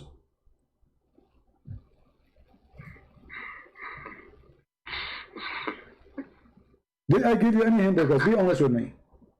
There's a guy, his name is Muslim programmer. The Muslim accused him that I gave him a new shoe and that's why he left Islam. This is the reason. Did I give you any new shoe? No. Okay, so why you are quoting for me a hadith to prove me even better? Thank you for reminding me about this hadith. Okay, so now what we have, Muhammad never heard before, and the proof in front of you, he trampled upon hearing this. He never heard before. No, he trembled at the Jewish statement. Yes, and because he asked her, he said, is it only the Jews would be to put in trial? He's not sure. He said the Jews would only be put to trial in the grave. Huh? He said only the Jews would be... No, he's asking a question. He's asking a question. It is only the Jews who will be put in trial, right? And then Aisha, she said, we pass some... Okay, hold on. You are saying now, Muhammad, he's saying only the Jews will put in the trial? Are you saying that? Yeah. Okay, so why Muhammad is fearing the punishment of the grave? It's only the Jews. Yeah. What? Yeah. If only the Jews are going to be, first of all, why he trembled for this? Secondly, why he said, if you are saying to me that he meant here that only the Jews will go and be put into trial in the grave. So why he is seeking refuge from Allah in the grave? He's not a Jew, is he? I can't follow you, my friend. What? What's wrong with you? It's you who said that to me. What's wrong with it's you? only the Jews who will put into trial. Isn't this what you are saying? No. Why you lie about the Prophet Muhammad? Why? What do you mean lying? It's you. This is your hadith. It says here and said No. it is the Jews only would put into the trial Aisha said, okay, so why Muhammad is asking Allah refuge from the grave, the punishment of the grave is only Jews they will put in trial? Because Jibreel said to him that even the Muslims would be put to trial in the grave. Thank you very much, guys. Thank you very much. So Jibreel, he said to him later that the Jews, not only the Jews, even you, correct? Yeah. Okay, where's the hadith about Jibreel? He told him that. What? Where's the hadith? You went to bring me the hadith so we can laugh more. Muhammad ordered the Muslims to... No, where is Jibreel? Where is Jibreel? Later he told him. Where's the hadith about Jibreel? Later told him. It says that. It has been revealed to me. Where? Okay, hold on. You are helping me. Oh, guys, do you see what it says here? Do you know that it has been revealed to me? But he just said that only the Jews will be put into trial. It was revealed to me. Yeah, it has been revealed that even okay, if it's revealed to him, that means Jibreel, he did not tell him that. Jibreel, he told him only the Jews. No. What no? Jibreel told Muhammad about the punishment of the grave. No, hold on. This is in the same second, the same moment, the same time. The same time. No, it is. Hold on. Let us read the story. Okay, read with me. The Prophet entered my house. So he what? Entered the house. A Jewish woman was there. So this is happening in that moment. The Jewish woman is still there. Do you know, the Jewish woman, she said, do you know that you would be... It says we passed some nights. And then... Hold on. No. What passed some night? Let's read together. He entered into my house, and the Jews was with me, and was saying, do you know that you would be into trial in the grave? The messenger of Allah trembled of hearing this, and said, it is the Jew only who would be in the trial. Aisha, she said, let's continue. And we passed some nights, and then the messenger of Allah said, do you know it had been revealed to me? Let us compare. This is the hadith. It says, he said right away, it is true. Do you see it? Yeah, that's because okay, which one is true? Said to him before. Hold on. No, you are the one who gave me hadith, and you are the one who reminded me. It says, few nights pass. Is it you who laugh and say, few nights pass? Did you laugh when you say a few nights pass? So how a few nights pass, and now he says, no, it's true. Okay, Muhammad is a human being. Whatever he says, I'm not saying he's a camel. Who cares if he's a... we know he's not a camel. And this is the question. Does it say he said it's true right away? And the hadith you gave me, it says only the Jews. Well, he's a human being. So are you saying he was are you saying he was lying when he said it's true without knowledge? No, you are lying. So why he's saying it's true right away? You see, in the hadith you gave me, few nights pass, and then it was revealed to me, correct? You're the one who reminded me of it. Thank you very much. My friend. But the hadith, and this is the same in Sahih Bukhari. Let us open Sahih Bukhari. Here we go. This is Sahih Bukhari, which Muslims they worship. Sahih Bukhari says, I like it when you laugh. It's like a hooker house. Go ahead. Here we go. Is that a Sahih Bukhari? Read carefully. A Jewish Aisha, she said, a Jewish come to her and mentioned the punishment of the grave, saying to her, may Allah protect you from the punishment of the grave. Aisha then asked Allah Messenger about the punishment of the grave. He said, yes, there is a punishment in the grave. Do you see it? Okay, so? Okay. So he agreed right away. No, but that's one narration. You just don't take one narration. My friend, I'm showing you all the narration, the one you gave me, the one in Bukhari, and the one in the other book. All of them. They are saying that Muhammad, he agreed right away. This is Sunan Nasa'i. What's your point? And my point is he agreed right away. He is copying the Jews. Before the Jewish women, she mentioned that story. But before the Jewish women mentioned the story. Okay, let me ask you. From all the narration you have, did you see anywhere Muhammad he mentioned ever? As long as you are saying that Jibreel he mentioned to him the punishment of the grave, why Muhammad never mentioned until the Jewish woman she came?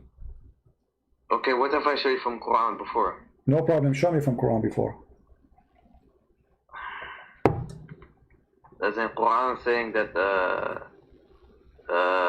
before Allah says, for example, we will punish the non-believer 2 times before he will be resurrected. I think. No problem. Show me from the Quran. One time in this world, and one time in the barzakh.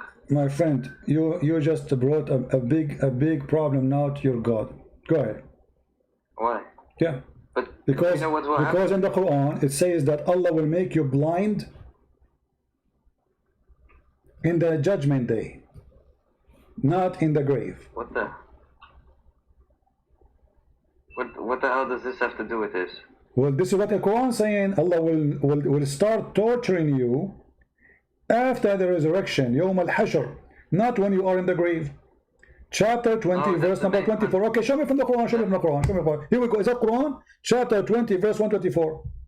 It says Allah will gather all of those kuffar in the judgment day. He will rise them up and he will make them blind.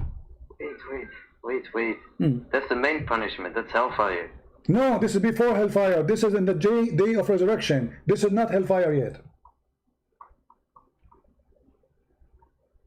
No, but there's two punishments before someone will be brought. No problem. Does it say here, chapter 20, verse 124, Allah will punish you in the judgment day.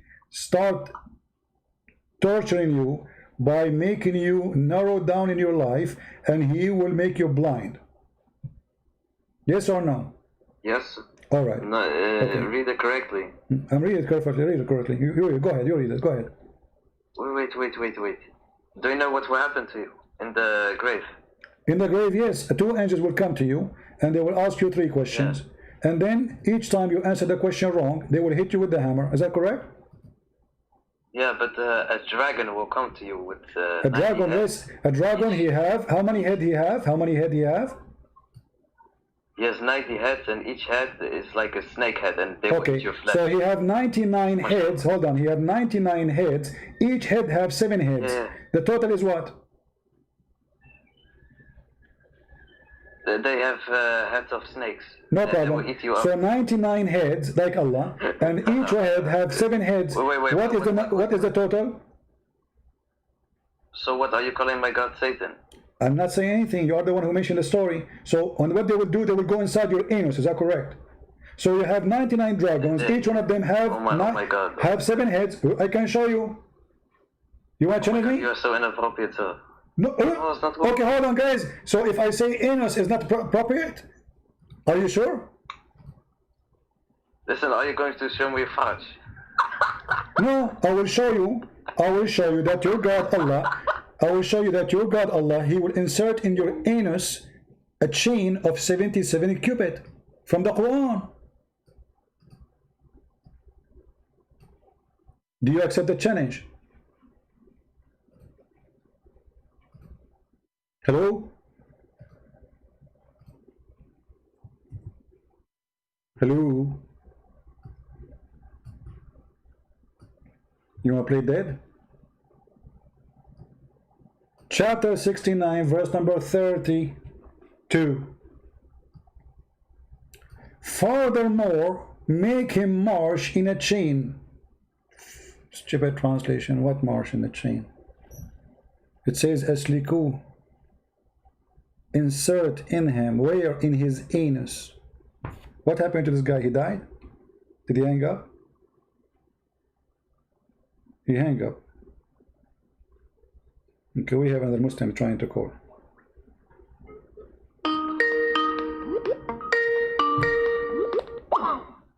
He don't want to answer. Yes, my friend. Are you there?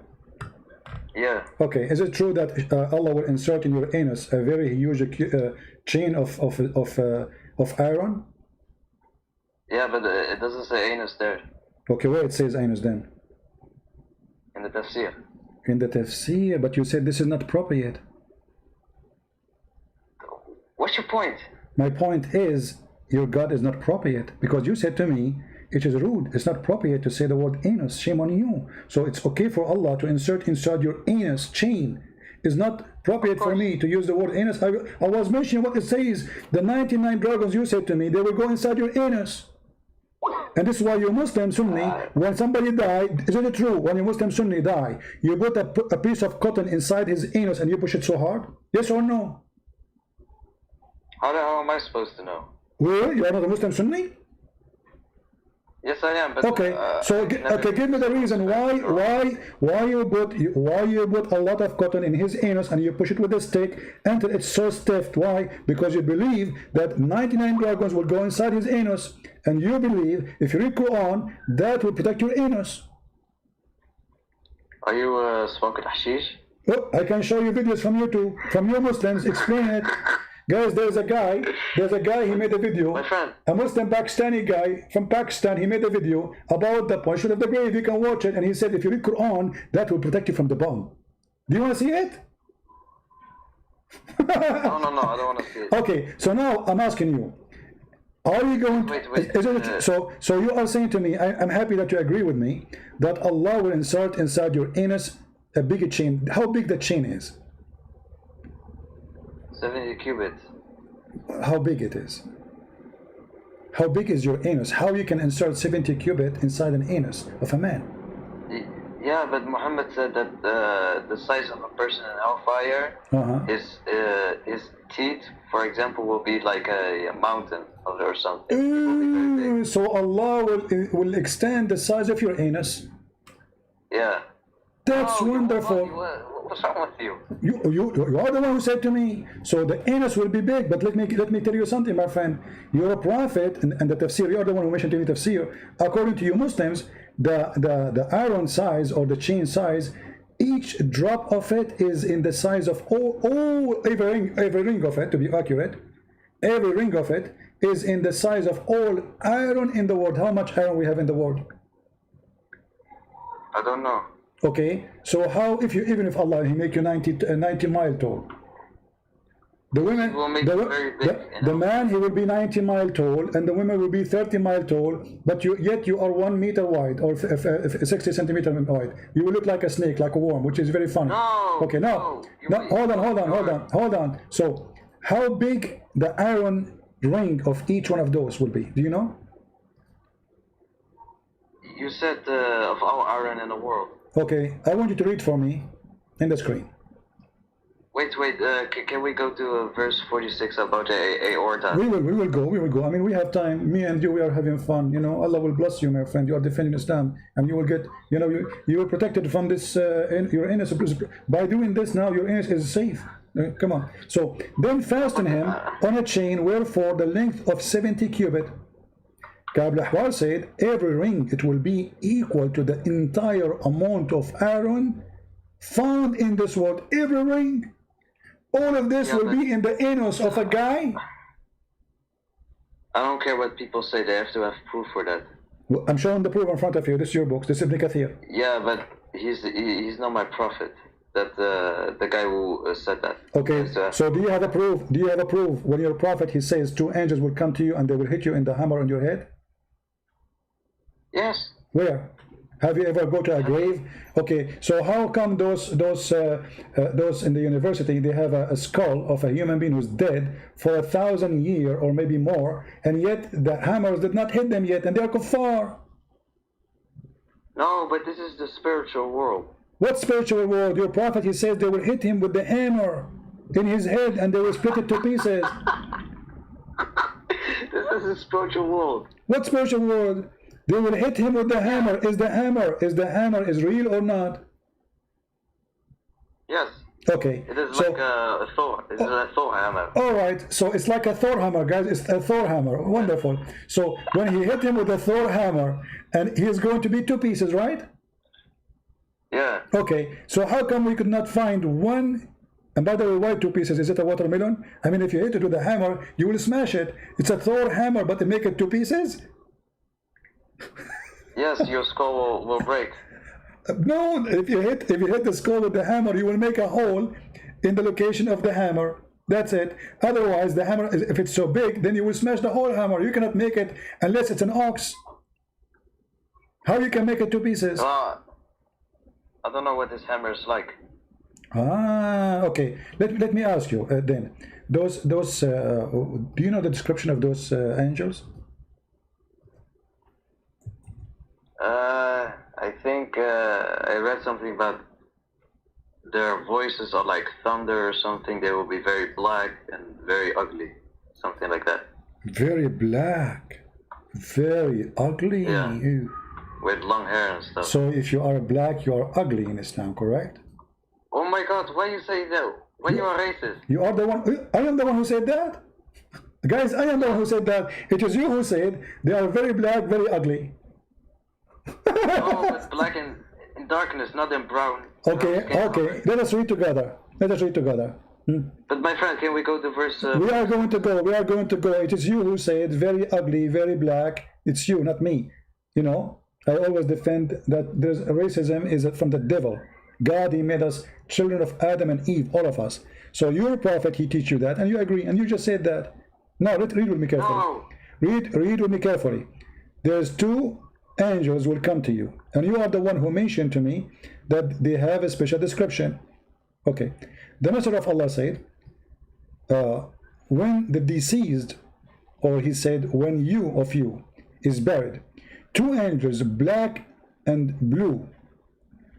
Black and blue. Blue angels. Okay, so no, not the blue angel. No. He is going to be black. His eyes is blue, and then they will come to you. One of them, his name is Nakir, Munkar, and the other one is Nakir. They say, "What did you use to say to this man?" So he says, what he used to say before death.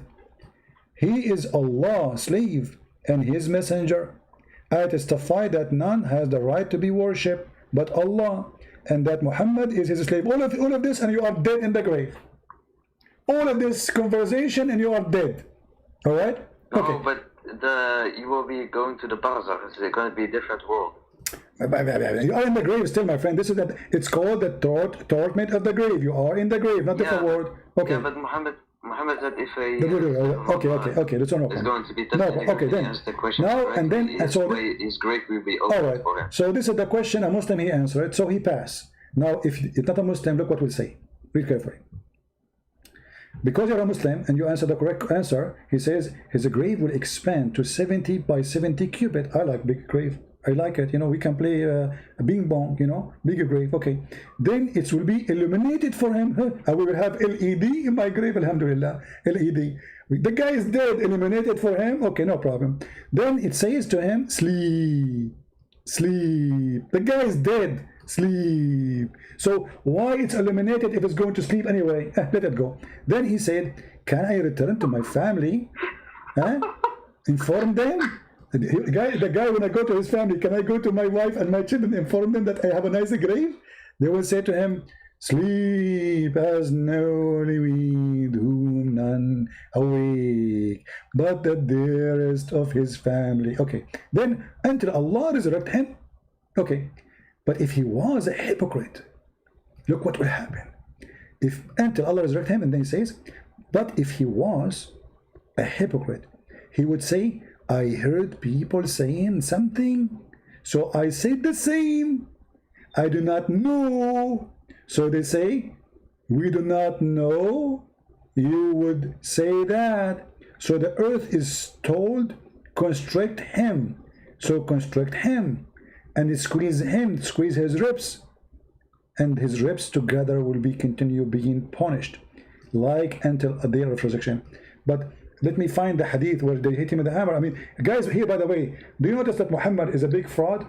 I want to ask this gentleman, why in this hadith Muhammad did not mention the hammer beating? Do you know? There's two options. Either a person will have a lot of punishments, or either a person will have a punishment. No. He mentioned everything. Guys, two options. He said there's two options. No, he said what will happen to the Muslim, what will happen to the in the other hadith. Muhammad, he mentioned two hammers. Wait, Habibi, wait. Allah said every person will be punished according to his sins. Some will be punished heavier, and some will be punished lightly. Okay, well, but he explained how. Yeah, but this is for some people, or one person will get all these punishments. So okay, but where is the hammer? What happened in this story to the hammer? Where I cannot find the hammer? I just explained. What's wrong? No. He said, if you are a hypocrite, listen carefully. If he was a hypocrite, he would say, those are the second part. There's two kinds of people, believer and the hypocrite. Okay, what will happen to them?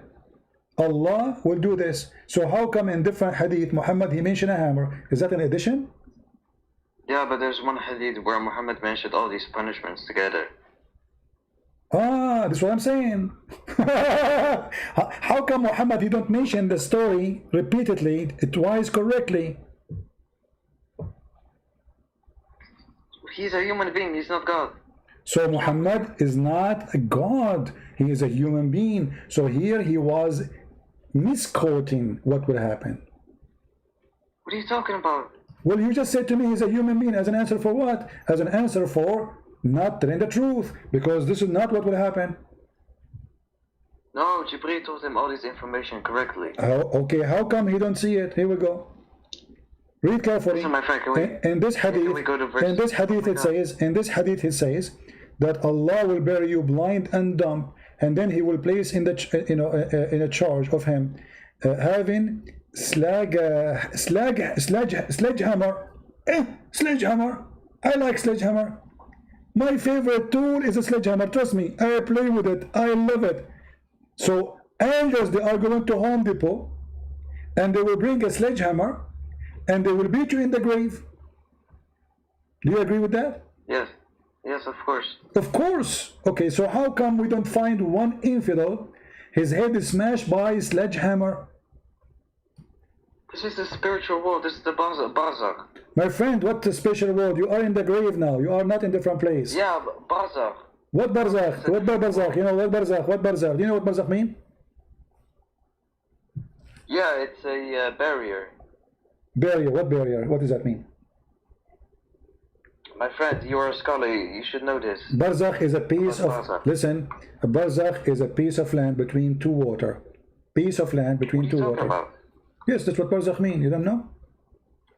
No, but barzakh doesn't mean that. It's a okay, let's go to the Quran. Okay, oh, there we go. Yeah, we will... Listen. Barzakh is a Persian word. Ah, it's a Persian word. So why the Quran says we made the Quran a pure Arabic? Because now, in the classical way, it was in Arabic, but in a modern way, we don't know. If you ask any Arab what barzakh mean, they don't know. Ah, but the Quran says that at that time, say this is a pure Arabic Quran. So you just admitted that this is not an Arabic word. Thank you very much. But here we notice. Hold on. Do you remember the Muslim, they make videos saying that the salty water and the fresh water, they don't mix? I don't care. Okay, between them, what is between them? A barzakh, correct? What barzakh is? A piece of land. My friend. So Muslims are lying again. Okay, so listen. So you are saying to me what we learned from you, that your prophet, he cannot repeat the story twice. Once he said they will hit him with the hammer. Other place he said different story. Muhammad, he learned that from the Jews. Your friend, he called us and he quote for us a story is coming from the Talmud. And all of you are Muslims, are helping us to prove that Muhammad is a fraud. Copying fiction stories from other religions. What's your point? My point. I just said my point. You have an answer? Muhammad is a thief, copying stupid books. Okay, if I asked you about Zulqarnain, who is this guy Zulqarnain? Oh my God, can we please go to verse 46? I beg you, please. Verse 46? What 46? What chapter? Yeah, what chapter? 45, about the aorta. You said Muhammad is a false prophet because of that. Oh, okay. What do you want to talk about? Go ahead. Yeah, that verse is actually talking about the Judgment Day. Ah, about Judgment Day? Yeah, because it says, in the verse before it says, Allah will order the angels to seize the non-believers, and verses after say, if Muhammad was a liar, then we would seize him, then, meaning the angels will seize him, then they will cut his aorta. Okay, so you are adding word now. I didn't see the word angel. Do you see the word angels? Listen, my friend, go to the context. What context? I read the context. Go ahead. Show me the angels. Wait. Go a little bit above. Go to verse 30, okay. I think. Okay, here we go. I go to the, okay. But it says, we will seize him, then we will cut his aorta. Okay, and? So the angels will seize him. Who is the one who says we will? We will. Allah or the angels saying that? Allah said the word we means Allah and the angels. Okay, look what you just helped me with now. You just helped me saying that if Muhammad is a liar, Allah will insert in his anus, is this a huge chain? Correct? On Judgment Day. On Judgment Day. Okay. No, where it says Judgment Day? Listen, go to verse 30. Verse what? 30? Okay, here we go. This is this is verse 30. Okay.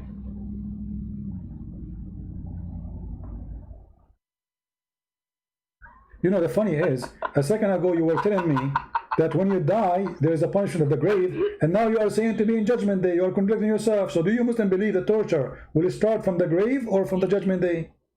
Wait, go to verse 30. I am in verse number 30. No, it's 31. Okay, it says, seize him. Same in verse No, 45. it says take him and fatter him. Read the Arabic. What's wrong with you? خذوه فغلوه. Take him and handcuff him. Tie him up. It's a season. Read Arabic. Oh my God, why you lie? It's the same Arabic in verse 45. Seize him, then we will cut his aorta. Something the angels will do. Okay, what? You keep jumping like a monkey from place to place. You say to me 30, and then you say 35. What do you want? 35? Here we go. No, I did 30. What do you want? 30? Hey, I just read 30 for you. It says take him and fatter him. Yes. Okay. So now, seize him and fatter him. Why you lie? You want to go to the dictionary? I am lying. This is your translation. My friend, I don't read English translations. Okay. What is the فغلوه? What does that mean? My friend, go to verse 45. What فغلوه mean? What فغلوه mean? Go ahead. Go to verse 45, Habibi. Don't call me Habibi. This is gay language. I'm asking you. فغلوه. So what فغلوه mean? Go to the dictionary. Oh, here we go. One of us is a liar. The Muslim translate. It means to fatter him, to tie him up. My friend, this is the same in the verse 45. No problem. Which translation you accept? So, Okay, hold on. In front of everybody. my friend, I don't read What translation you accept? So all Muslim translation are lying? No, but I am an Arab. I read the Arabic. I don't read translation. You are an Arab? You are an Arab, are you sure? No, I'm from China, man. I'm sorry. Well, not I, because you are an Arab. So that's a privilege to be an Arab. So what if you're an Arab? So you're an Arab, you do not know فغلوه mean. Okay, if we go right now to Ibn Kathir interpretation, is he going to say the same or not? As I'm saying. Oh my God, this guy, he relies on translation. Listen. Oh Okay, what the word mean? Tell me what the word mean. فغلوه. Just go Okay. to verse 45. Okay, tell me what the here, number 30. What the word mean? Go ahead. Huh? What the word mean? Translate to us. Go to the dictionary. I will not go to dictionary because you are my dictionary now. You are an Arab. I am, I'm black, blonde, African American from Japan. So you tell me what the word mean. No, I am a liar. Nice to meet you, Mr. Liar. Now translate for me the word. That will not make you escape from giving me the meaning. You wasted my time. You are stupid. You are stupid. You are dummy. And look, you mentioned that I am the one changing the meaning. So you have to give me the meaning. Give me the meaning. What the meaning mean? I want to see it. Hey, Tamara, you are an idiot. Just go on the verse. Let us see who is the idiot. What the word mean? Idiot. As long as you're in Arabic, I read for you in Arabic. Now it's your time to translate for us. خذوه فغلوه. What does that mean? The English translation says fetter him. Okay, your translation. You said this is wrong. Seize him. But you said this is wrong, you idiot. When did I say that? You did. I said to you, they fatter him. You said, no, you're lying. My friend, we got the context. Go to verse 45. It says. Okay, listen. Then, So let's make a conclusion here. So you're a prophet. If he's lying, Allah will take him. He will capture him, and then he will insert in his anus. The angels. Where it says the angels? Show me the word angels. Go ahead. Where's the word angels? Allah is speaking to the angels. Where? Okay, no problem. But does it say the word angels there? Allah speaking to the angels. Okay, so the angels will take Muhammad. We will go with you. Allah will order the angels. They say, hey, take him. And then what they will do? They will insert in his anus a long chain, correct? Yeah, and then they will cut his aorta. All right. Now, we have a proof that his aorta cut off. And it doesn't make sense. Listen. It's in the year after. Okay, no, you cut the aorta of the man before he died or after he died? After. That's After he died, you cut his aorta? No, after. It says we will seize him then, in verse 45. My friend, then we will cut his no aorta. problem. So, but after he died, he will cut his aorta, but he's dead. What aorta? My friend. The guy is dead, so what's the benefit of cutting his aorta? I'm asking you. Doesn't the Quran say that we were able to restore his body? My friend, I'm asking you. No problem. But you're a prophet. No, he will cut his aorta. He will cut his life. He will cut his life vein. So, is that will be... No, that? why you lie? It's in front of you. Go to verse 45. 46, read it. 45, 46 in front of us. Here we go. If he said something lying about us, we are going to seize him from his right hand, and then after that we would surely cut off his life vein. Exactly. So how can this be earthly light when it says we will seize him, then we will cut his aorta? Allah can seize you any place. Allah can seize you only in the, you know, He cannot seize you now on earth. My friend, in the context, Allah's ordering the angels to seize the non-believers. No, talking about Muhammad. Okay, let us see together. Let us see together. Here we go. Here it says, okay, I want to ask you here. As long as you are the one who's quoting for me this chapter, which is a very nice chapter, I love it. It says here, this is a speech of a noble messenger. Who is the one who's talking? Allah. Allah saying that the Quran is the speech of Muhammad? Yeah, it has been transmitted by Muhammad, yeah. It's transmitted. It cannot be his speech then. My speech is my speech. Oh, the verses after says this is a revelation from Allah. Okay, hold on. What revelation from Allah? It says this is a speech of a noble messenger. And then it says, it is not a speech of a poet. No problem, the word after, I'm reading it. Yeah, okay. Slow down a little bit. So then he continues saying, so they accuse him of false speech, he's a false prophet. And then he said, this is not a poet. And then he said, he is not the same as Kohan, those who do the sajah. Like I ate potato and I put some tomato and I spoke to Tato and he said to me, you are getting feto. Stupid Quran. Now, if Muhammad, he lie about what we send down to him, we will cut his artery. Correct? On judgment day, yeah. You know what? I will go with you guys. In the judgment day, Muhammad, his aorta will be cut off, but that means he is going to die again. No, death will be slaughtered in the middle of hell and heaven. There will be no death. No, he will not be slaughtered. He will be cut only his aorta, not slaughtered. Oh my God! Wait. Okay, let us see. Okay, you know what? It's a challenge from me. It's a challenge from me to you. If there is any scholar agree with you about what you said, that this is about the judgment day, my friend, I show you Quran. I'm showing you the scholars too. What's wrong? Are they lying? But who's more important, Allah or scholars? But how you get the interpretation you have? How come you are against all the scholars? Because it says we will seize him, and in the context it says the angels, Allah will order the angels to okay, seize. well, it says that he would do that to him in the judgment day to Muhammad. My friend, Muhammad says before judgment day, 30 false prophets will appear, but he never said that on the earthly life the aorta will be cut. Okay, let's see. We go to the Hadith. No, don't change topic. Oh, hold on, we want to change topic. You're a prophet, he said, that because of the poison he ate in Khaybar, he feel as my aorta is being cut off. Okay. Actually, it doesn't say as, it says وجدت انقطاع أبهري من ذلك السم. So there's no as. I find that my aorta is being cut off because of that poison. There's no as. So now, is that in judgment day will happen or when you are alive? On judgment day. So how come it happened to Muhammad when he's alive? It doesn't matter. The Quran is saying on judgment day. Oh, so Muhammad is lying here? My friend, look what you were... Well, I'm asking you, Muhammad, he said that his aorta is being cut off because of the poison. Is Muhammad lying?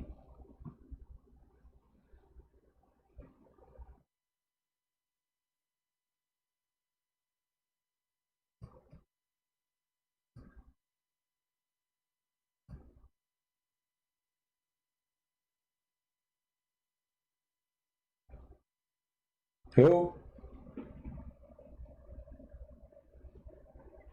Did he hang up? He hang up.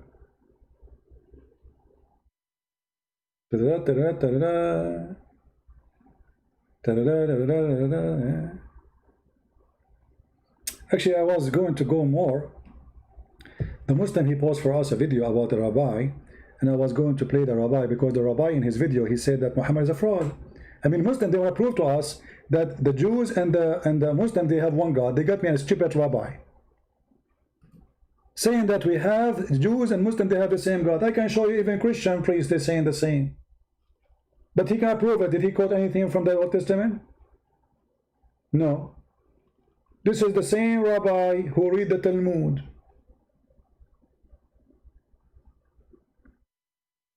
And not only that, he said Muhammad, he changed a lot, he is a fabricator, he is a liar. So you are quoting for me a rabbi who's saying that your prophet is a fraud to prove to me that we have the same God? Stupid.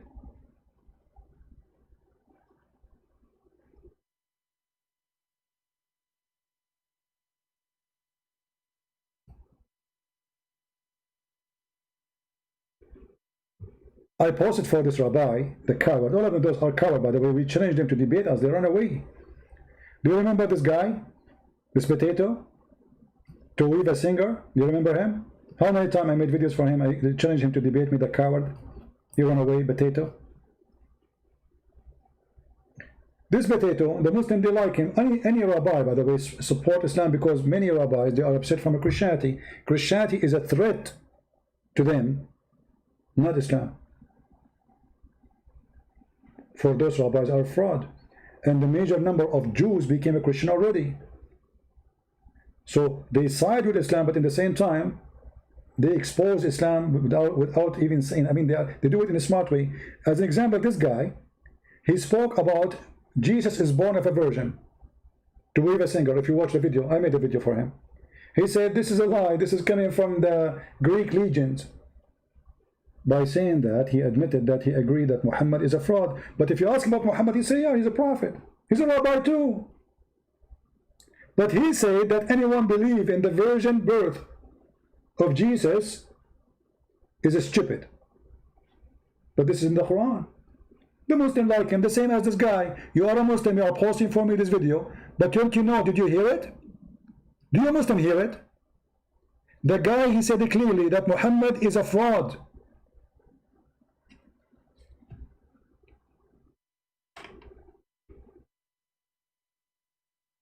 Or you hear only a part you like, and you ignore the part you like. That we have the same God, but that's not what God wants people to act. I'm sure a lot of them are embarrassed from themselves also, the Arabs, the way some of them act. But generally speaking... He's talking about terrorists, but Muhammad is a terrorist. Muhammad, he says, I've been victorious by terror. So he said God will be ashamed of them. We have the same God, but they practice terrorism. To us, that's embarrassing that we have the same God, but that's not what God wants people to act. We have the same God, but that's not what God wants. That's mean the teaching of Muhammad is false. Continue. I'm sure a lot of them are embarrassed from themselves also, the Arabs, the way some of them act. But generally speaking, they took upon themselves the real God of the world, the Creator. They also believe in the Old Testament because they have their own Quran, what they believe in. I don't know what that says over there exactly. Just like the Christians have the New Testament, they have their New Testament called Quran, but they believe in the Old Testament too. And they... This guy, he is explaining to you that Muslims have the same God, but he don't know what the Quran is saying. Have you ever heard of a guy with a beard teaching about religion? He never heard what Islam teach. They have a book, it's called the Quran, but I don't know what it says there. So how do you know that the God of Muslims is the same God of the Jews? I mean, have you ever heard of a stupid answer like this? And look what he will say after. Change history around. The problem is that Muhammad, he changed history. Muhammad, he changed history around. Change history around. The problem is Christians have the New Testament. They have their New Testament called Quran, but they believe in the Old Testament too. And they change history around. So now he is saying the Christian and the Muslims, they change history around. Okay, let's see. Problem is that we know that Abraham took Isaac for a sacrifice. No, he took Ishmael for a sacrifice. Oh, so he's talking about the Muslims. They change history. The Muslims, they are lying. Muhammad is a liar. It's not Ishmael, it's Isaac. So he just said your prophet is a fraud. They changed the whole thing around the last few hundred years when from Mohammedan the prophet came, Mohammed, who also preached God, that he didn't make himself into a God, but he preached there was a God in the world, and he was a prophet, but he changed things around in the Torah to make... He was a prophet, but he changed things around. I mean, have you ever heard of a hypocrite rabbi like this? He said he's a prophet, but he changed things around. He flipped it upside down. He's a prophet, but he's a liar. The Arabs, like, they're on top, and the Jews are on the bottom, they're on top, whatever it is. But Allah, what he did, prophet, but he changed things around in the Torah to make the Arabs like they're on top and the Jews on. He changed things in the Torah. He changed things in the Torah. I mean, at least watch the video you hear before you send it to me. Watch it before you send it to me, because you are just exposing your false prophet. And actually, I guarantee you now, after the Emirate, they sign a peace agreement with Israel, you will find more rabbis saying we and the Muslims are the same. Just wait. Already, Benjamin Netanyahu, he said, all of us, we are from Abraham. Actually, that the agreement with Emirate, it's called Abrahamic agreement. Abrahamic. And here, by the way, I want to remember something. I was talking to someone about Arab and native Arab, what Arab mean. Arab is not an ethnic group. Arab is a word mean desert. Whoever live in the desert, they call him Arab. Who called them? The Aramaic. It's not the Arab call themselves Arab. It is the Aramaic called them Arab. So whoever live in the desert, he is Arabian. You see in some translation they say in the desert of Arabia. The fact the word Arabia itself is a desert. You don't need to add the word desert. The word Arabia, it's a desert. So when we say Arab, Arab are not an ethnic. Whoever live in the desert, he is considered as an Arab, which means a Bedouin. If you go to the Quran, you will find this. And the Quran is copying as usual from the Aramaic.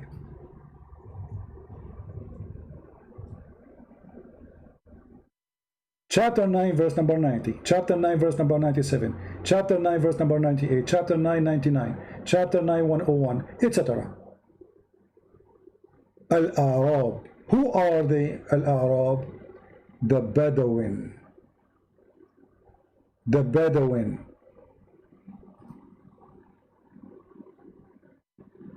You see, it says the desert Arab. Who? The desert. People of the desert. We have a Muslim, look like it, maybe. Hello? Hello? I'll rip your head off and shit down your neck. Well, thank you for giving me your last name. Stupid people. So the word Arab is not an ethnic. This is why if you look in the Middle East, you will see some people, they call themselves Arab, but they are blonde. They have blue eyes, green eyes. How those are Arab? How somebody from Yemen is an Arab, someone from Egypt is an Arab, someone from Saudi is an Arab, and none of them look anything to do with each other. Most of those who live in Arabia today, they are coming from India. Specifically, Saudi, what we call them Saudi, Qatar, Emirat, Bahrain. If you go right now and check how they look like, guys, is the sound coming bad? I have the fan on. Is it bad? Tell me if the sound is bad.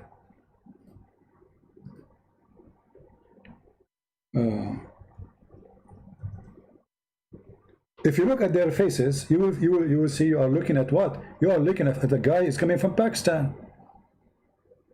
What those people have to do with anything? If you look at each one of them, you will not find a single one of them match anyone else from other nations, from those who call themselves Arab. This is the Prince of Qatar. This guy is from Pakistan. And for those who do not know, Pakistan is just across the corner. If you go right now to the map, you will see there's a very small, tiny space in the sea between them and Pakistan, which was used to be India before. This is where the black stone is coming. This is where the Kaaba is coming. This is why Muslims, they wear like the Hindus. They have a sheet. They show one shoulder. They shave their head. They wear a sandal. This is always a Hindu practice.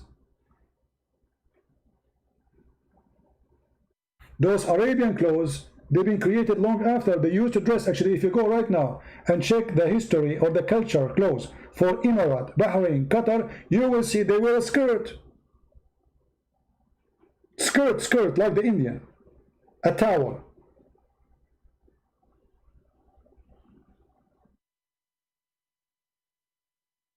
So many who do not know, they think that when you say an Arab, like I say I am an Arab, that's mean I belong to an ethnic group. Arab have nothing to do to any ethnic. Arab is a word originally mean those who live in the desert, later became anyone who speak Arabic. His native language is Arabic, mean the first language you are born to speak when you are born. What language is native. Doesn't matter what language you speak.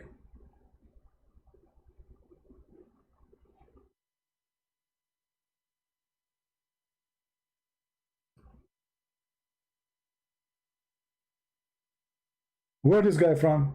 He's an Arab. How he look like? How come he look like Pakistani? He look like Indian.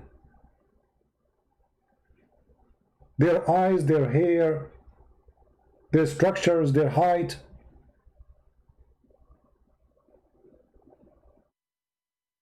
If we compare him to the different president, let us see. How they call them Arab, all of them they call Arab. If you look at the president of Egypt or any, all of them, they look different.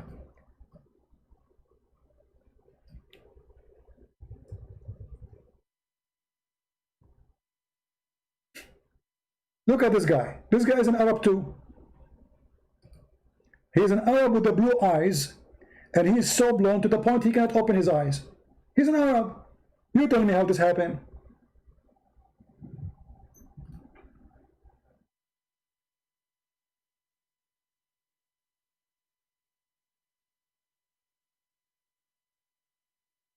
Arab is not a nation. Mimi Hijab, he called himself an Arab, but this guy is an Egyptian. What the Egyptian have to do with the Arab? People of the desert. This is Africa. The word Arab is mentioned for people of the desert who live in Asia, not in Africa.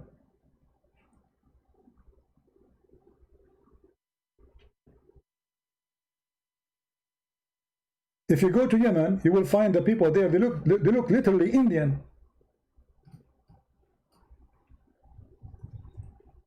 And because they are mixed with other nations for a long time, so let us say their color a little bit changed. But they are literally look like Indian. Those are people of Yemen.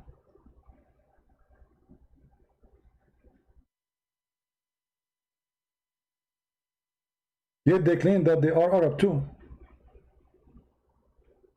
And they wear a skirt.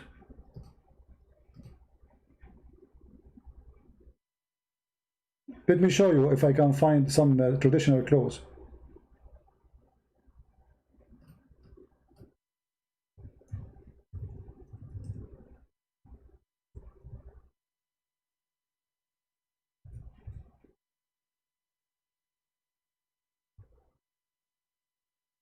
Those new style Arabian clothes, those have nothing to do with them. Let us see. I don't know what they call them really to find the traditional.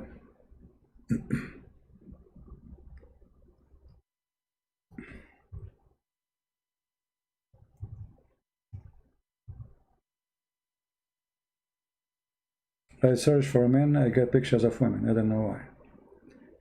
Let us see.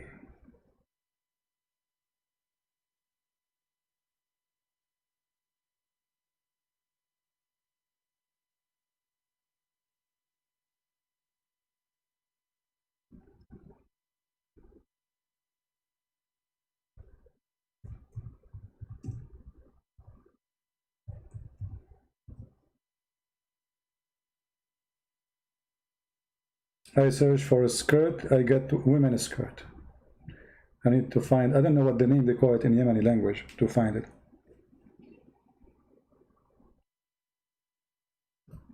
Anyway, so don't be mistaken when you speak, when you think about Kandura.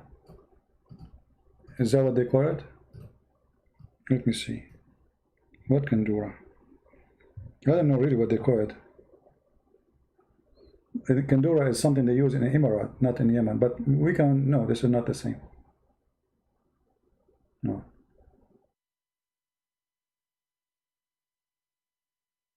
Yeah, all of this is not Arabic laws. This have nothing to do with Arabic laws. There's nothing called Arabic laws anyway, because they have different, they are different nations, different ethnic group, all mixed together. There's nothing called Arab. The biggest wrong understanding they teach you even in school, that Arab are people who they are a nation, they are ethnic group. They are not. They are not.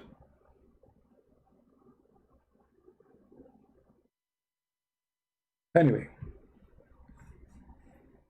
so when the Quran says the Arab, they are the Bedouin, that is inaccurate. They are the Bedouin. Anyone is a Bedouin, he is an Arab. It's not a name of a nation, it's not an ethnic. In English you say the Bedouin. The Bedouin, by the way, is coming from Aramaic too, which is used in Arabic, Badu. In Arabic we say Badu. Look at the translation. And those who made executed from the Bedouin. But this is a translation for the word Arab. So Arab is people of the desert. Arab is those who still live in the tent. Do you see it?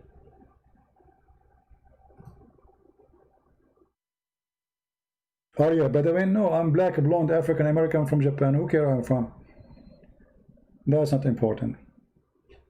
So don't make them fool you about something called Arab. Arab is not an ethnic. It's mixed with tons of, you know, remember that area occupied by the Roman, occupied by the Persian, occupied, I mean, how you can have an ethnic group in that area? In the Middle East, how you can be a person belong to any ethnic? The only one who, let us say, did their best to preserve their ethnic group is the Jews. Why? Because they don't allow mixing with others, marrying from others.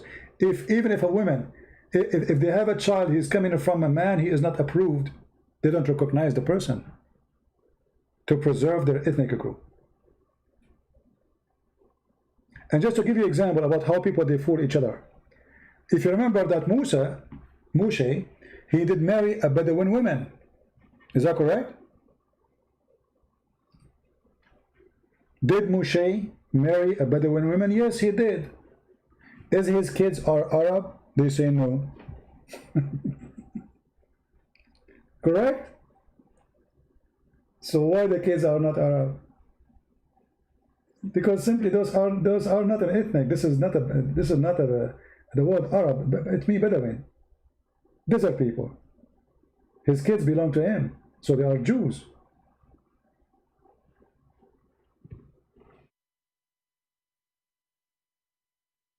All right? And that will refute the stories of Muhammad claiming that Ishmael, he married an Arabian woman. Because even if this has happened, which is not true, because the Bible in the Old Testament say clearly that Ishmael, his mother, she married to him an Egyptian woman. So they corrupt the history, as the rabbi, he said. They change things upside down in order to make Muhammad legitimate person. All right? There is nothing called Arab. Edom or not, Arab is not an ethnic. Arab who live in the desert. If the Aramaic now exists in Las Vegas, they will call whoever live in the desert Arab. Are you getting my point? Arab is not a name of a nation. It's not even a name of a language. Arabic language, as we see, does not exist for those people. This is a mix of languages, and 90% of it is Aramaic. Mix of Persian, Aramaic, Ethiopian, you name it. Even Greek. When you go in the Quran and you try to find what the Quran says about the gospel of Jesus, what the Quran call it, Injil. Did you ask yourself how in the word Injil is there? You remember the guy a second ago, he said to me, oh, this is a Persian word. Correct? Did he say that? It's a Persian word. So the Muslims themselves, they acknowledge that the Quran is full of words and full of other languages. Because Arabic is nothing but a mix of languages. Torah is not Arabic. Injil is Greek. And the funny, the Muslim, they say to you that Jesus was sent to the Greek. Sorry, he sent to the Hebrew, to the Jews, to the Israeli. So he was sent to the Israeli, but his book is in Chinese, because in this case here, it's in a Greek language. You see the stupid, and how you can refute them easy? Because they say to you, brother and sister, the only prophet sent for all the world is Muhammad. Jesus was only sent for the Jews. So he was sent for the Jews, but yet his book is written in Greek language? Why?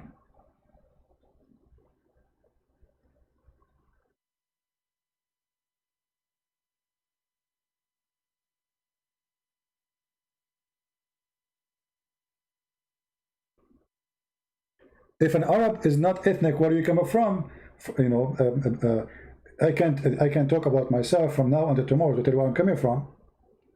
But the Arab themselves are a mix of others, which mean Bedouin tribes coming from different nations, move from place to place. That's why they are Bedouin. That's why it's hard even to trace where they're coming from. They go where the grass go. If you go right now to Iraq, you will find that more than 80% of the population are desert people, tribe. But those are not the Iraqi. The real Iraqi is the Assyrian, Babylon, and the Chaldean.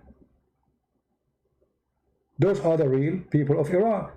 Abraham himself is from there.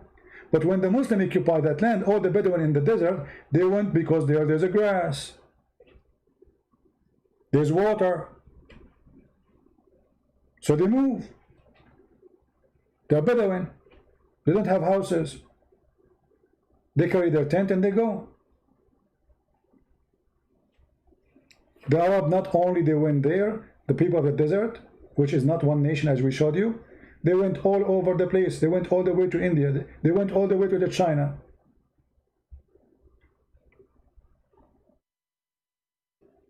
So mistakenly people think that when we say Arab, we are talking about an ethnic. If you go and read every single verse in the Bible, in the Old Testament, you will see that the word Arab fit perfectly when you speak about the desert. The desert and only the desert. Aram is a word mean people who live, is a name of a person, right? Aram. Aramic is people who live in the high hills. You know, everything in the Bible, by the way, is not a name, it's a description. So Arab, people who live in the desert. And usually it's connected with the word savage. People who live in the desert, they are savage, they are wild, and they don't take a shower once a year. You know, this is what Arab mean. So when somebody in that time want to say, oh, he's an Arab, he mean many things. He mean that they are savage. He mean they are not an ethnic. That's not an ethnic. They are people who live in the desert. They don't have houses. They don't have law. And they kidnapped you too. And this is what they used to do. Arab, they kidnap each other, they slaughter each other because they are not one nation. Then you go and see the word Aramic. Aramic is people who live in highland, not in the desert. They earn the name. The one, even Aram himself, he earned the name. He was called such a name because he's going to live in a highland. Every name you find in the Old Testament, even in the New Testament, have a story. It's a statement. It's a phrase. It's announcement. You remember we showed you a video about secret code in the book of Genesis 5? All those names are not names. You can search it right now in Google. All right?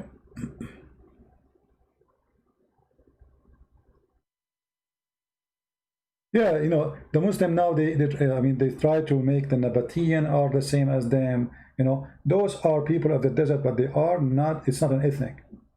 This is why they have different language. They have different language. If you go and read the Nabatean, it's not an Arabic. If you go and read, you go right now and search for the temple of Al-Makkah. Let me find it. We are here for how long? Man.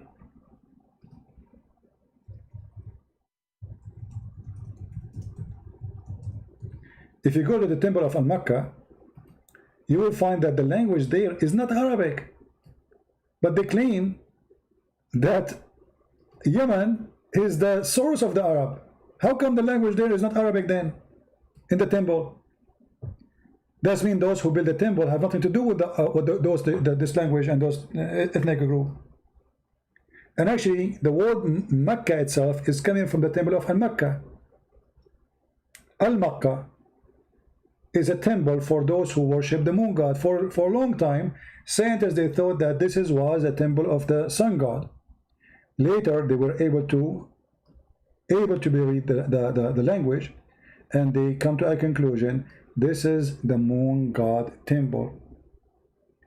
And Mecca was a name copying from Al-Makkah, as you see.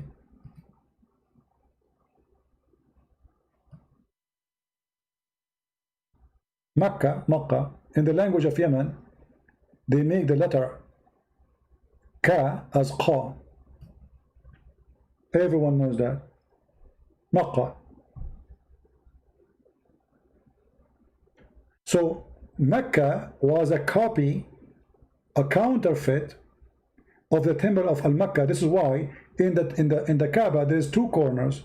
One of them have the black stone, and one of them have, it's called the Yemeni corner. If we search for the Yemeni corner, let's do that. What you will find? You will find stones coming from the temple of Al-Makkah.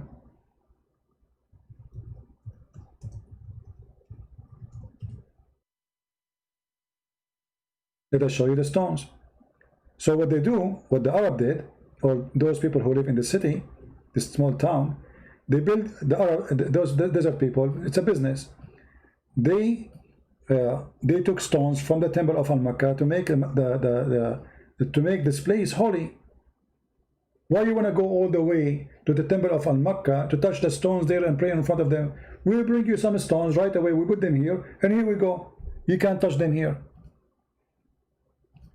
If you look with me carefully, this is it's called until now the Yemeni corner. They say to you it's facing Yemen. What's facing Yemen? For it having stones from Al-Makkah temple. If you look with me, you will notice that the stones there, they don't match with the color of the other stones. Correct? Do they match? No, they don't. Look. They don't match. They are different color.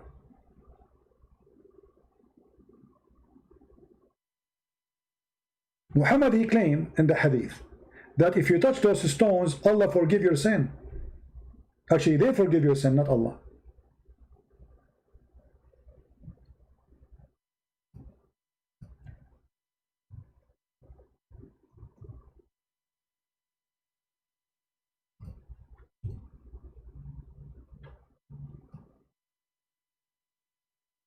Let us see.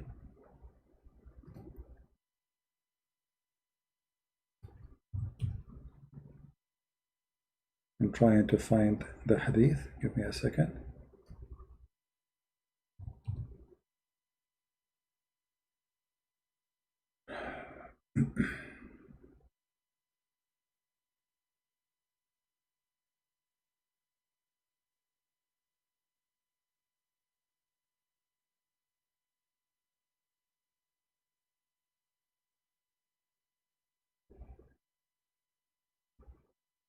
You see, all those hadith, they are saying the same, that Muhammad was touching the black stone in the Yemeni corner, but we want to show you where it says that it's going to erase your sin.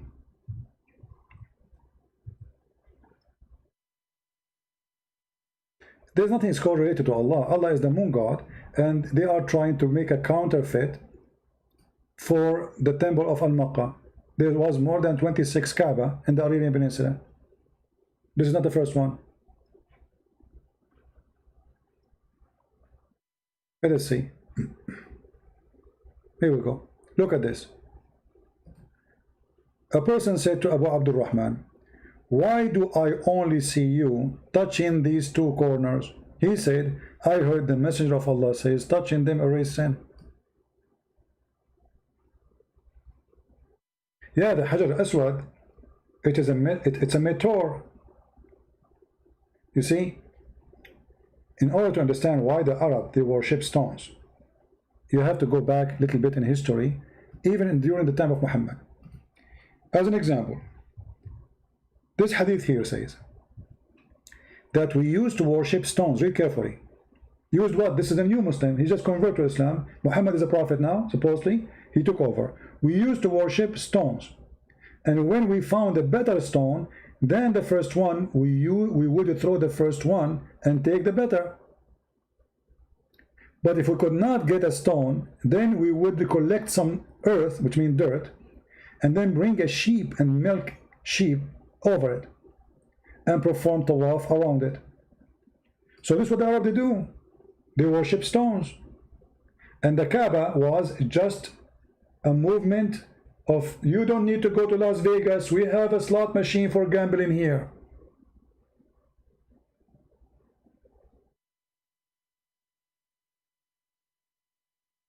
There's nothing, it's called cornerstone, my friend. What cornerstone? We're talking about what? Hajar al-Aswad, place in the corner, but doesn't matter where it is. It's not a cornerstone. Actually, the Hajar al-Aswad does not exist no more. You see, one of the stupidity about the God of Islam, the Muslims, they come to us with it. They say that the black stone is sent by Allah, and it's going to witness for you until the judgment day. But if you go and check the black stone, you will find that there's no stones left. It's empty. What you see there inside is wax. You see this black thing? This is not a stone, this is wax. The black stone is demolished. Al-Qurmuti, he took it, he made it a poop stone for more than 21 years. He destroyed the Kaaba, he screamed to Allah, says, where are you, Allah? Huh? Coward, liar, there's no Allah. He took the black stone, and the Muslim, in order to get the black stone back, they bribed him. And what he gave him, he gave them this.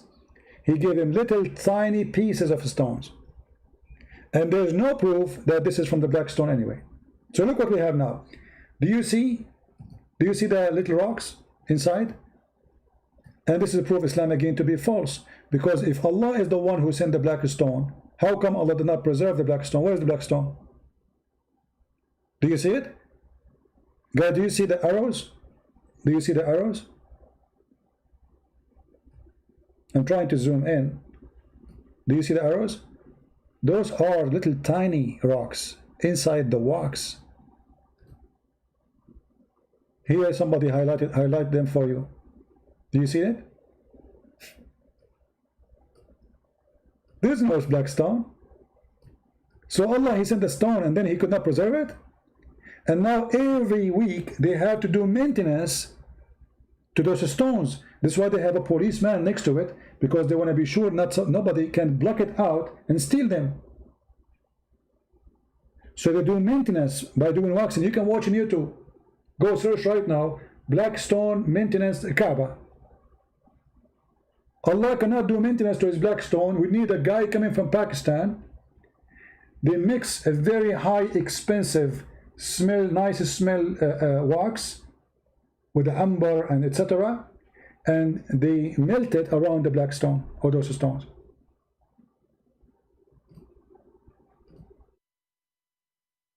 Actually, we can find the video right now. Give me a second. I will not play it for you. You can. I will post the link.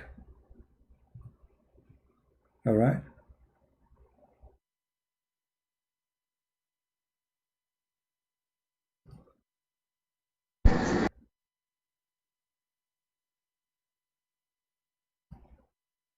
Let me post the link for you. This is a very short link, but you can, in there you will find many videos.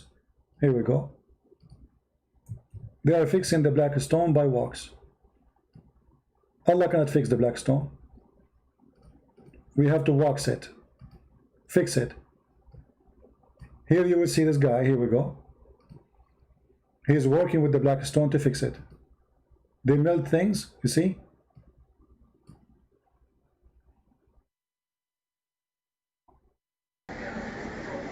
You see it? It's wax. There's no stone. They say we are kissing the black stone. There is no stone left in the stone. And this is from God. Allah could not preserve his black stone. We need to bring a maintenance guy to fix it. And what we have left, few tiny pieces. Imagine if I can get those pieces and sell them in eBay. Oh boy. Mean. I will sell them maybe like for 10 billion. Trust me, they will pay for them. They are holy stone of Allah, brother. The Kaaba without those stone full of wax is not holy. We need holy stone. And yet they call us pagan. They call us what? Pagan. Here we go. This is the video again. If you like to download it and share it with your friends. Anyway, guys, don't forget to download the video as soon as it's available for downloading, because it takes time, especially if the video is long. And I want to say thank you all for being here. Sadly, the Muslim, they give up. They keep. They are not calling no more. But I understand. And thank you for getting me busted today. You know how many Muslims get me busted? They got me busted. They quote for us that Muhammad was cutting from Talmud. He's quoting from Talmud, brother. The other guy, he gave me a verse, a hadith, saying that the Prophet, he said that the torment of the grave only for the Jews. Yet he's claimed the Prophet. So Jibreel came and corrected him, so he was speaking without knowledge? He was a fool? Yes, he was. So each time they try to prove us wrong, they give us a hand. A glory to the Lord. They said Christians, they don't share anything with the Jews. We Muslims and Jews, we don't have images. And then we show them from the Quran how Allah, he ordered Solomon to build a temple full of statues.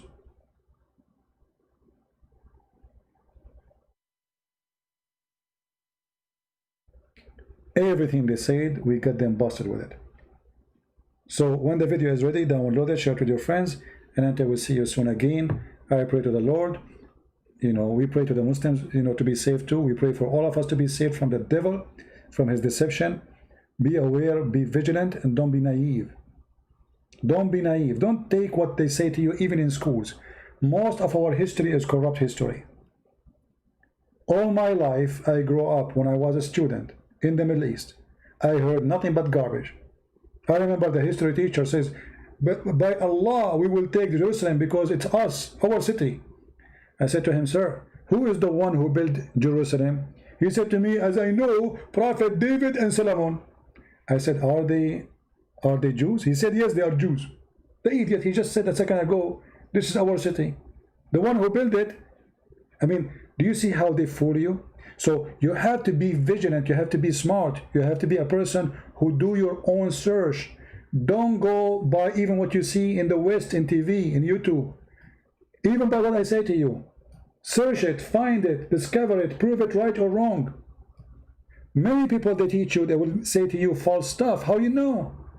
If you take what people say to you blindly, trust in what they say without examining, that means you are doing a harm to yourself.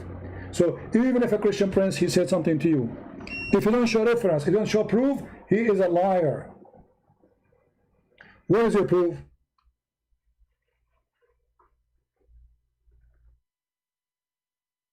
Show us the proof, and then we will believe you. And if he show you the proof, go check it out.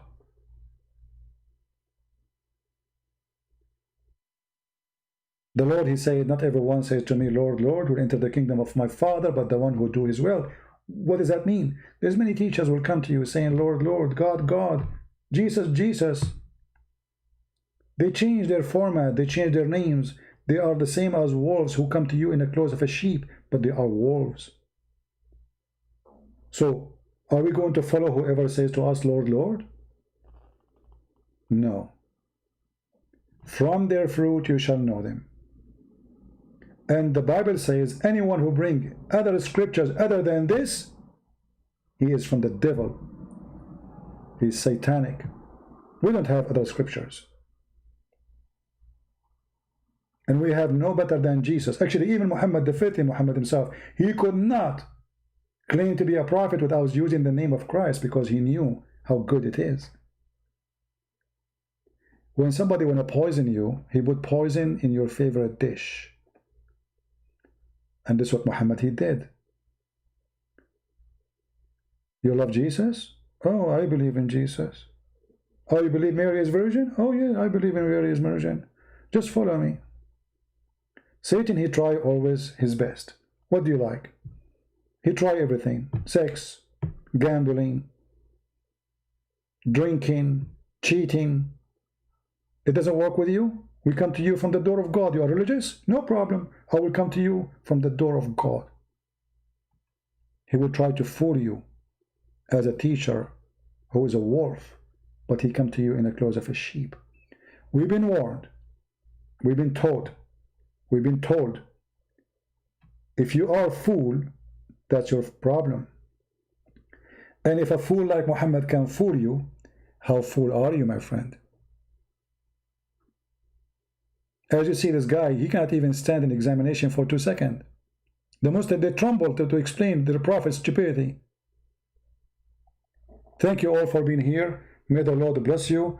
I'm so glad to have you all. Tell me if you think it's good to make other time schedule, because I'm thinking to keep it the same way as now, you know, so we can get more and more people, but I might do it in some other time too, if other people from other location, territory, they like me to do some broadcast. Thank you very much. God bless you. Christ is Lord. Islam is false. And see you soon again. This is your Christian Prince, brother, humbly was with you, serving you, searching and sharing the truth. And may the Lord bless us all. Thank you.